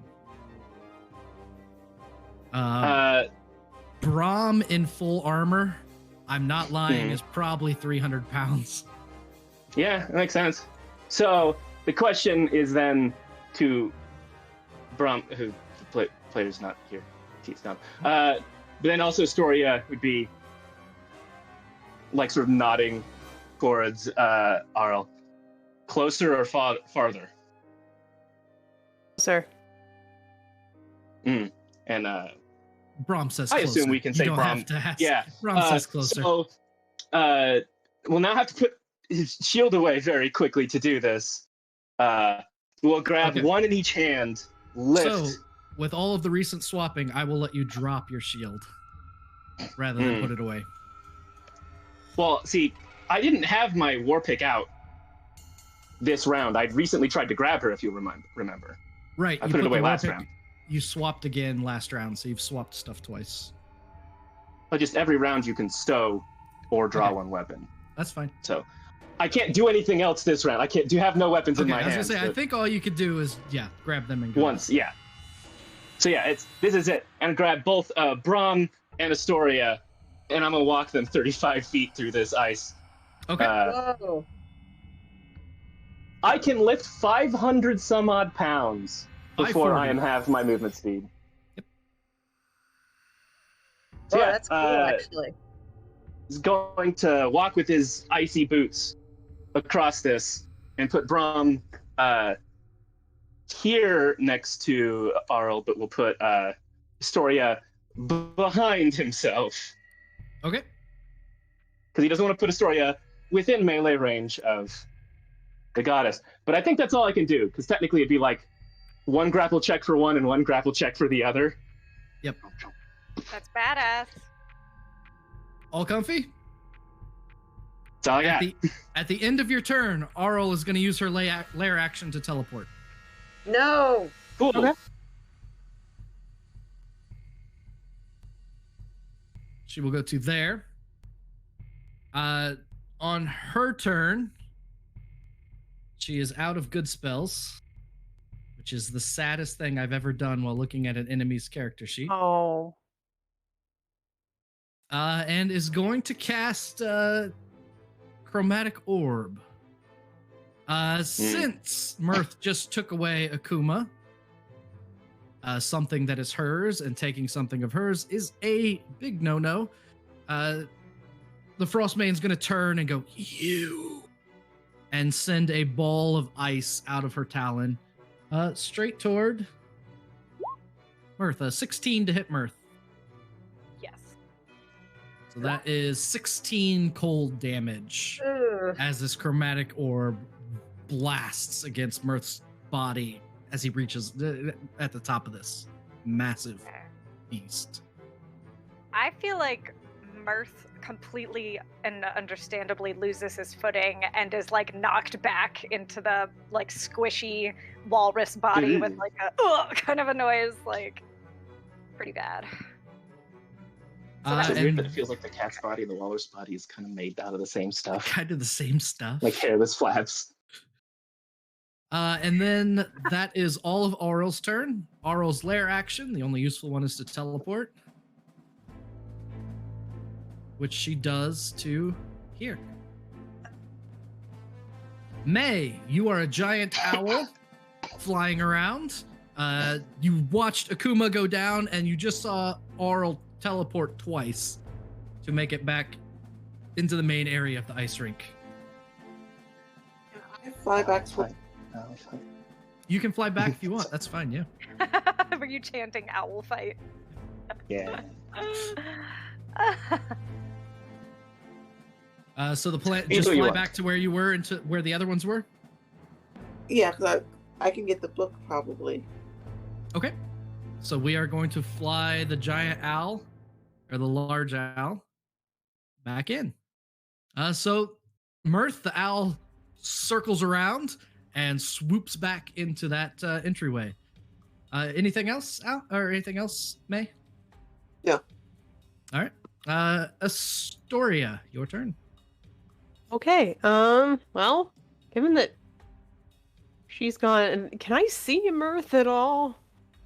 Yeah, Mirth is on top of Akuma. Okay. I wasn't sure if he was like too Very undignified. Right. Yeah, I Eat in the am air. going to go ahead and do a second level healing word in your direction as a bonus action. Thanks, baby. For 10. Thank you. Yeah, no problem. Because that bar went down a significant amount. I was scared. And also seeing that Mert took a big hit, like his story would be like, okay. Before I do that, and then she's gonna go ahead and try to open this door. Okay. You reach up to this door. The magic has been dissipated on the door. The lock is undone. You reach for the handle and it pushes open with ease.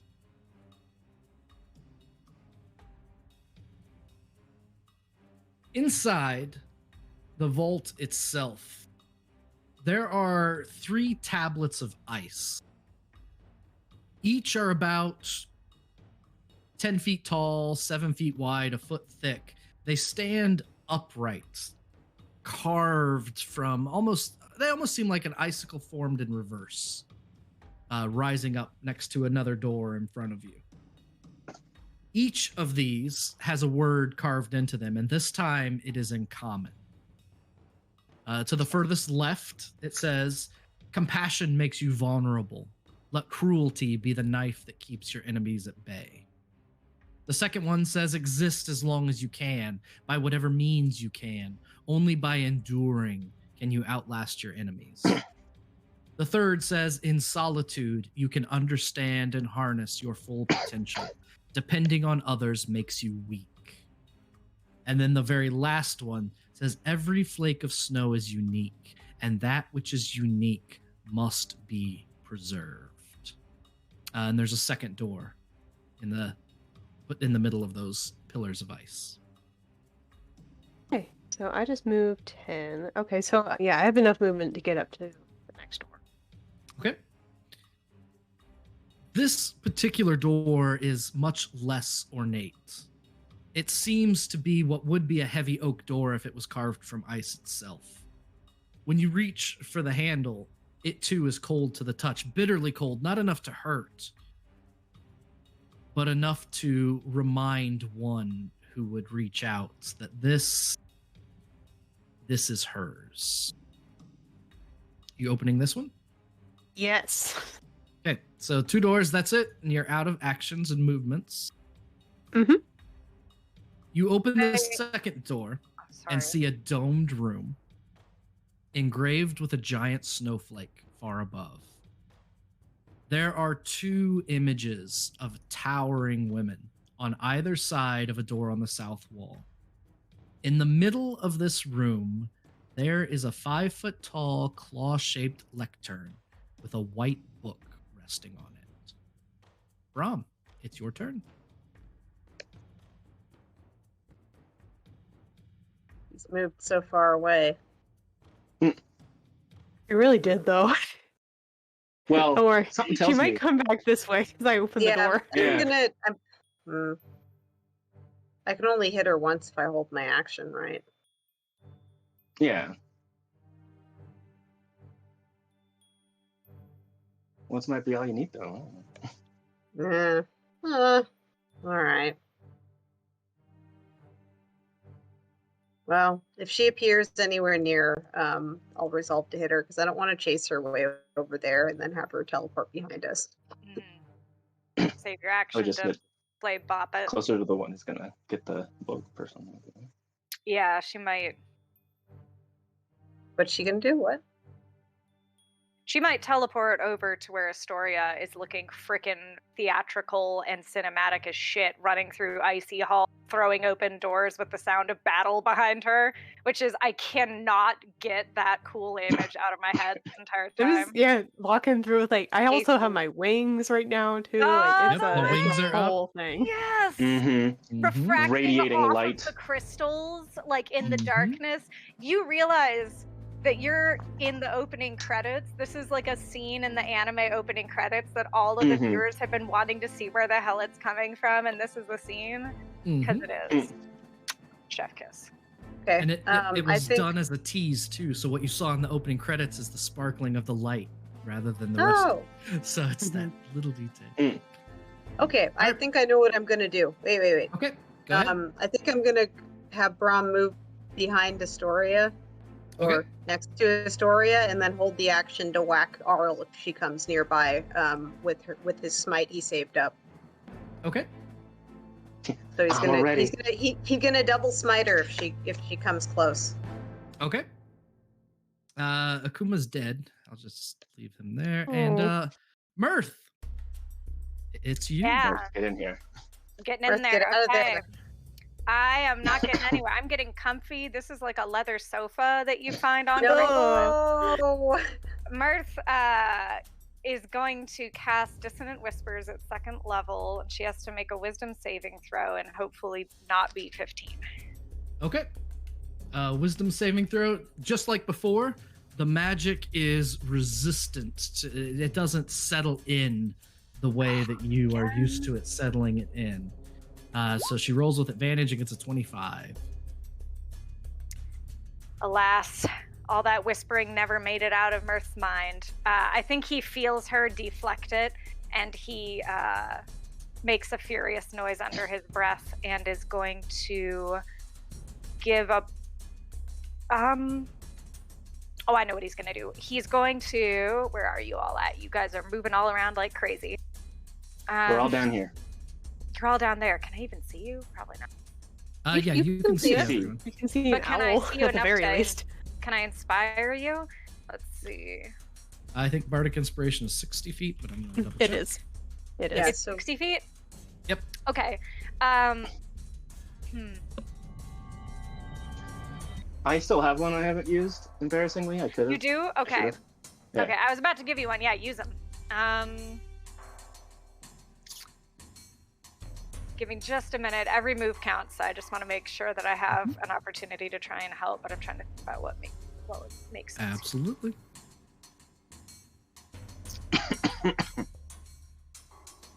I still have a move and a bonus. Cool. Oh, I know.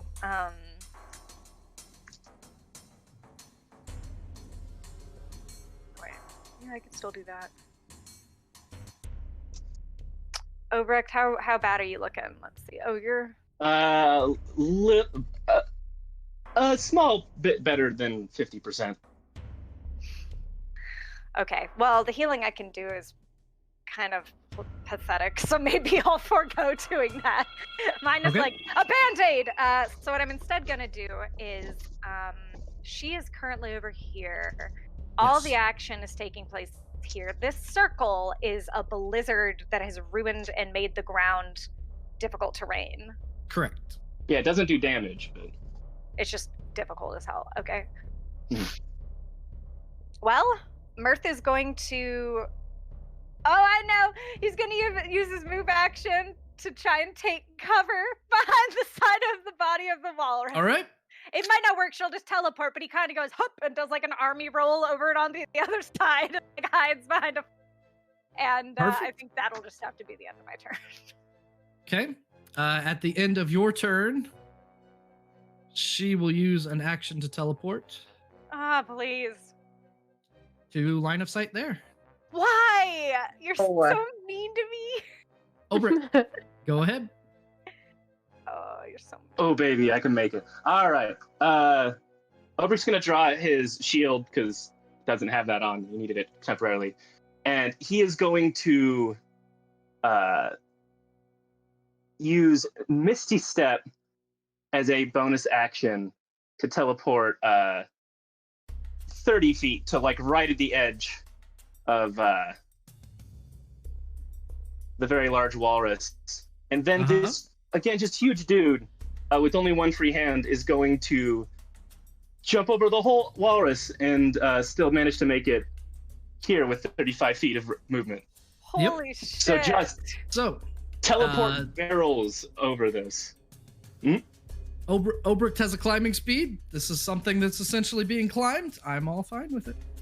So Yeah, cool. Rangers get this. Yes. He's extremely mobile, so just sprints his way over there, and yeah, the same thing he tried last time. He's gonna try and basically palm her face with a grapple. All right.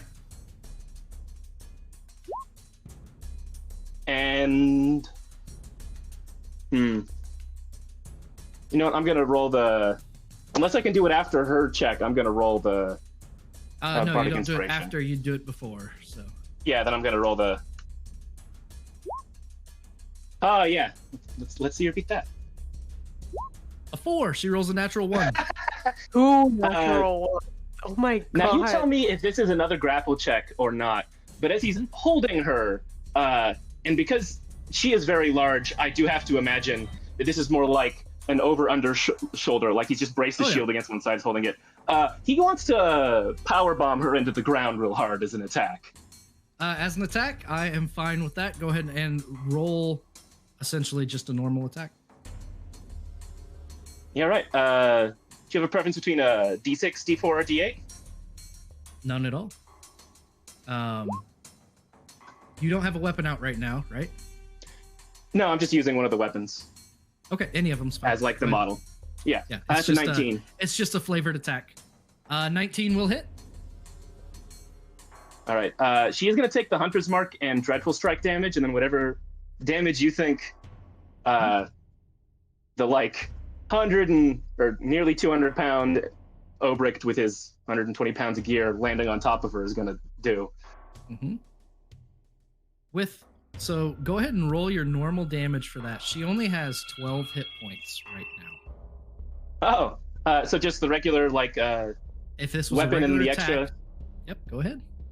Essentially, and this is I'm a firm believer in just flavored attacks. I don't think someone should be punished for having fun throwing the goddess around.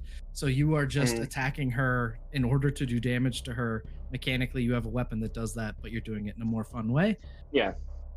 So a total of 13. Yeah. She only had 12 hit points. You lift, you grab a hold of the Frostmaiden, lift and power bomb her into the ground. And it is only you and Mirth who witness this as you blast this 11-foot tall being onto the ice. When she hits, her body splashes like a too warm slush ball. The floor I think, is covered in little bits of snow and crystal. Okay, Gross. I just want to say, Obrecht, as you do this insane, legendary fucking thing, it may have been witnessed in the moment only by Mirth, but Mirth is a bard of some renown.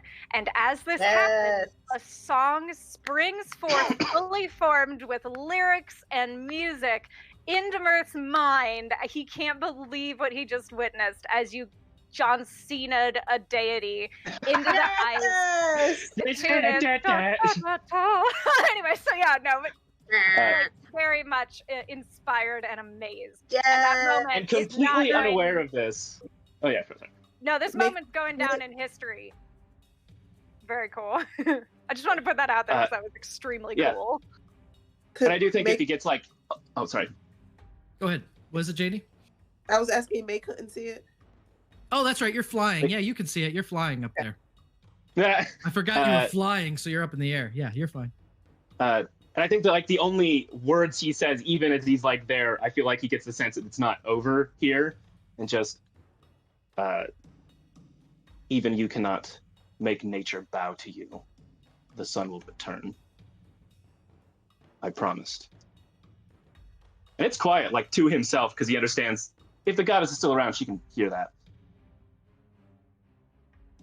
There is a whisper in your mind. Not here. The puddle of slush pulls back and slides toward the stairs. And as it moves, it reforms and rises. And by the time the slush gets to the bottom of the stairs, the crystalline body of the Frostmaiden's second form takes full shape. She looks back over her shoulder. I will show you her. God. Every piece of her being is a sharpened edge. And this icy maiden glances, and when she takes a step, disappears in a teleport somewhere else in the castle. Big lady. No, big lady. Boo! Big lady. We are No, going she doesn't to deserve it. She's the one unhot woman in this campaign. I've declared it. even the tiny gnome lady was more hot than this one. I'm boycotting her hotness. No. I'll boycott it with you. I agree. It's the fringe for me. It's too much. It's giving Dragon Ball Z. We are going to drop out of combat. Holy shit. You are in the Frostmaiden's basement at the moment. Astoria and Brahm are looking on at the codicil on a lectern in front of them. Do either of you in particular walk up to it? Brahm's gonna walk behind Astoria and let her pick it up. That's fair. Cinematic purposes, because Astoria looks like a freaking princess right now, and it's amazing. If you two give time for like us to catch up, Oberth would like to hurry up and be over there because he's worried about this. What I will say is there's not any danger right now, so we'll let the scene shift to them. While you are witnessing the splashing and the walking away of Auril, they're walking up to the codicil. This is fine. The book is bound in leather. Its cover has sinew tying it to the spine. The outside has just the, probably ermine fur covering it. Wait, I think I might have a picture of it. Ooh. There is something uncomfortable about being near this text, but at the same time, it is just a text. You pick it up, it's soft to the touch. It opens easily, and within are incantations, prayers, spells, stories of the Frostmaiden's greatness, of the importance of cruelty and isolation, preservation, all of these most important elements of who she is. There's something wrong about it. But a familiar ice mephit flies over and lands on the lectern. So, she's still here, somewhere. But this is it, isn't it? Sure looks like it. Curious. I've felt drawn to it in a way in death that I didn't even in life. It's almost like just a touch is enough to end this. But a deal is a deal. Hold the orb aloft and simply say, Professor Scant, class is in session. And that orb will unlock. And it'll be yours. Good luck. She's going to be quite upset with this. The mephit will reach out an icy claw, place a hand in the ermine fur, and there's this poof, as the ghost of Nass is released. And a very, very confused mephit turns around and goes, "What are you doing down here?" Oh my god. And that is where we will end for this moment. Any thoughts from all of you to close before we shift out of game mode, so to speak? Please heal me. She's Yeah. still a bird. We Power can't. bound God. Yeah, maybe stay in bird mode until we Yeah. can get healing. I know that's not as fun sounding, but it might be. But also, if you want healing and it's a quiet time, you need to be out of bird mode for us to do that. Just You get the sense that if you stay in the castle, you will find her second form very soon. Yeah, It's time to get the hell out of here.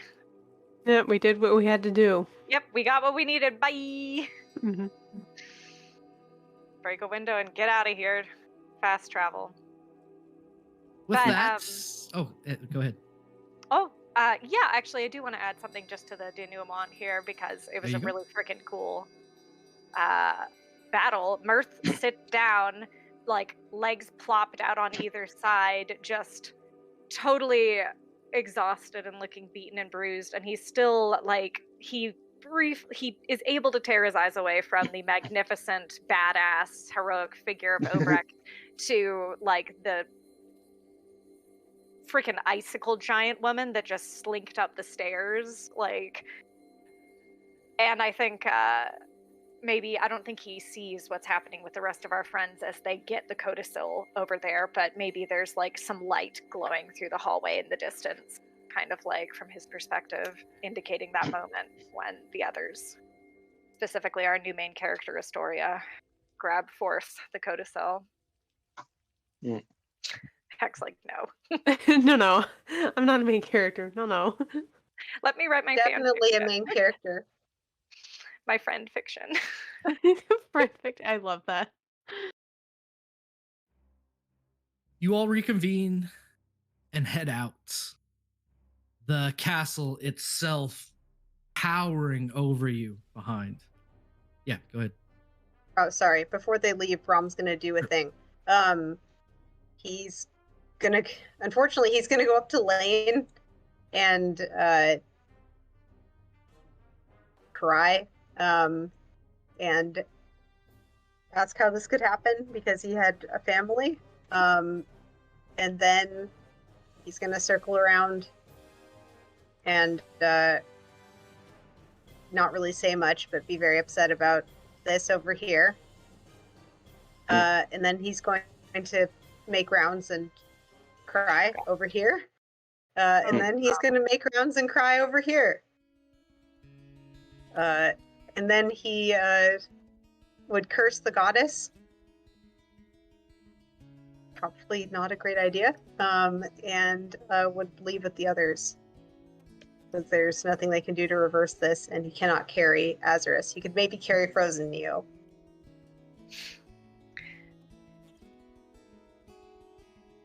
Any other thoughts before you walk out of the castle? Anyone? We're coming back for you, Popsicle Lady. I mean, we do. You better be ready. Yeah, I don't think I can carry This anyone. is not over. Obrick would be too afraid to move anybody, honestly. If, like, he doesn't know if restoring them might rely on them being in this exact spot, if it's possible. It could very well He's not be. a healing person. Yeah. He's a... I mean, you could probably, like, resurrect them. Who knows? Anyways. Yeah. Leaving the castle behind, there is a whisper in your minds. I endure. I am. You will only persist as a piece of my collection.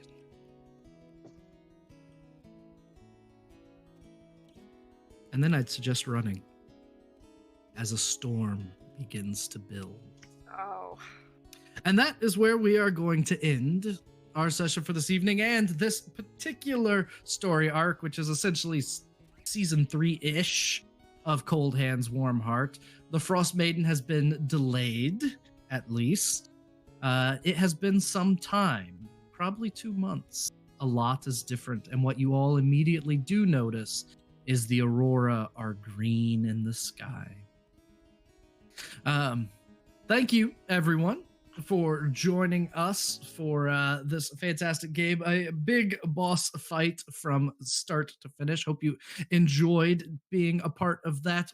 Do encourage you to hang around for just a little bit. We're not going to spend much time at all because it's already 10 till. So I just want to go just the slightest of time for any comments, questions, concerns, conundrums, or qualms, or anything that anyone would like to bring up. So that is where we are at the moment. And I will say first, thank you so much for this adventure into the Frostmaiden's castle. And I didn't know how much fighting or how if you were going to chase her or how it would go. So I am fairly pleased with how everything played out. It is always hurtful when a PC counterspells your big bad spell, but I got over it. Excellent job there. Any thoughts from anyone about anything before we wrap up? Oh no, that was just riveting. It's like I didn't even notice until much later that we didn't take a break. We just went straight through, and I was like, didn't take a break? I didn't even notice at all. Same, I didn't even notice either. I was like so in it. My body gave out, and I was just like, I must temporarily vacate and then come back during the time when hopefully I won't get hit. That's amazing. I have a comment, which is Tate. Thank God you were here.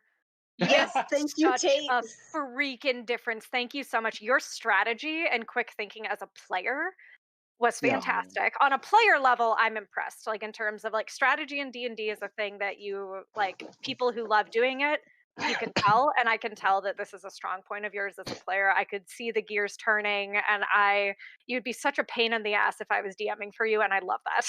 So high compliments to that, I will say, and also at Obrick in general, it's a delight. I specifically don't play full casters because I know I could get away with some bullshit with a full list of spells. I'm like, nah, I'm gonna do a martial. It's more entertaining to me to play with that, I think. We do need a meat shield. They're all casters, so it helps to have. Yeah, I'm No, ready. He was let- like, he was ready. He brought Yeah. the meat. Let He the got the bards do all beef. the fuckery because we really did. All three bards like messed up everything between Yes. counterspelling, cutting words, and polymorph. Like Yes.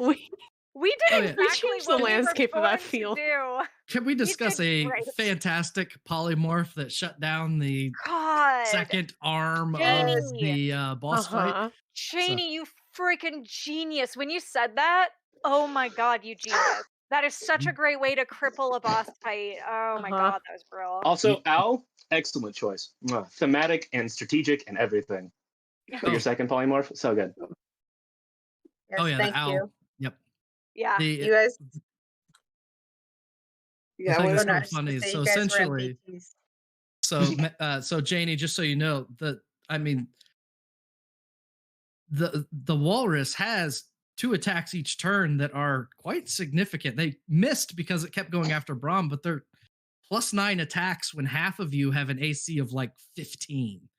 Try 13 so I mean, here.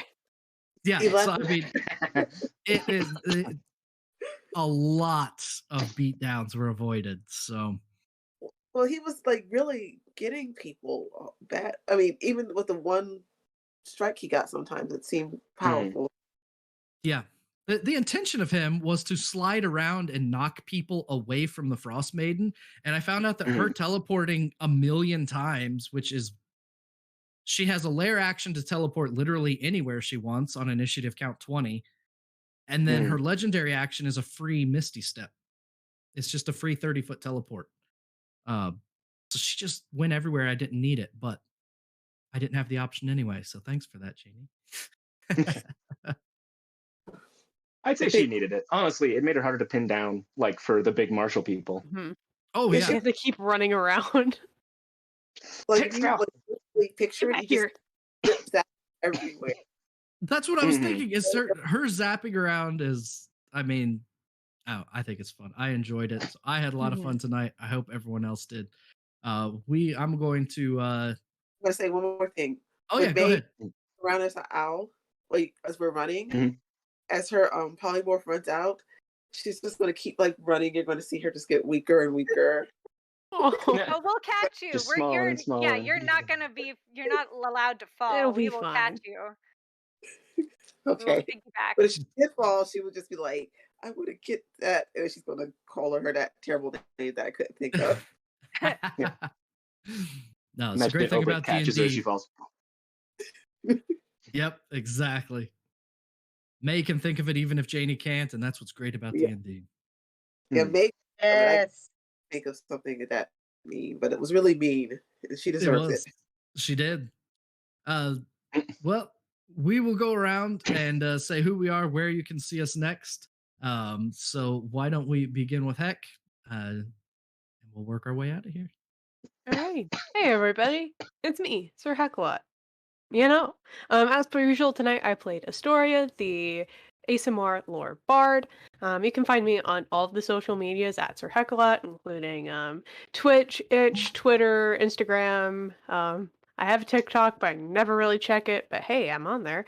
You should instead follow the social medias for this channel, because we do have a TikTok and we try to post every once in a while at the very least. Various things on Instagram. We try to post a lot on Twitter. So yeah, just follow us on there. In terms of where you can see me next in the TTRPG space, this coming week you can actually see me a lot over on Lost Caravan RPG.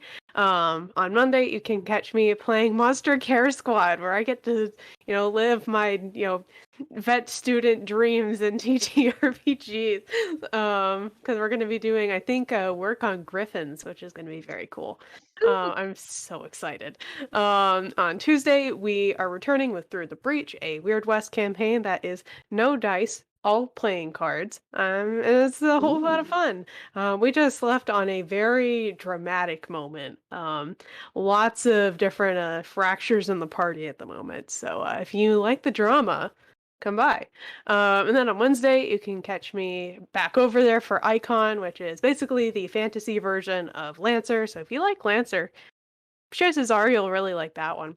And then lastly, until this next episode or whenever that's going to be, you can catch me over on Indoor Adventures, playing the 1986 Ghostbusters RPG.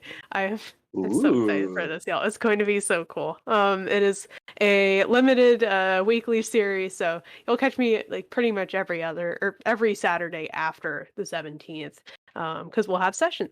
But other than that, I think that's about it. So let's move on over to Al. Yeah, my name's Al. I like to play games and draw. I'll post a link to most of my socials in the chat in a second. And I'd like to thank our GM so much. He did a fantastic job. Happy holidays. What a wonderful, treacherous holiday gift. Best present ever. And I hope everybody has a lovely. Fantastic. Over to T. I am T, and I had to make sure my mic was still on. I am on Twitter occasionally as Dr. T. Houston. I'm also playing this game every other Friday. I'm not sure when our next session is, but I'm excited to play. Otherwise, I'm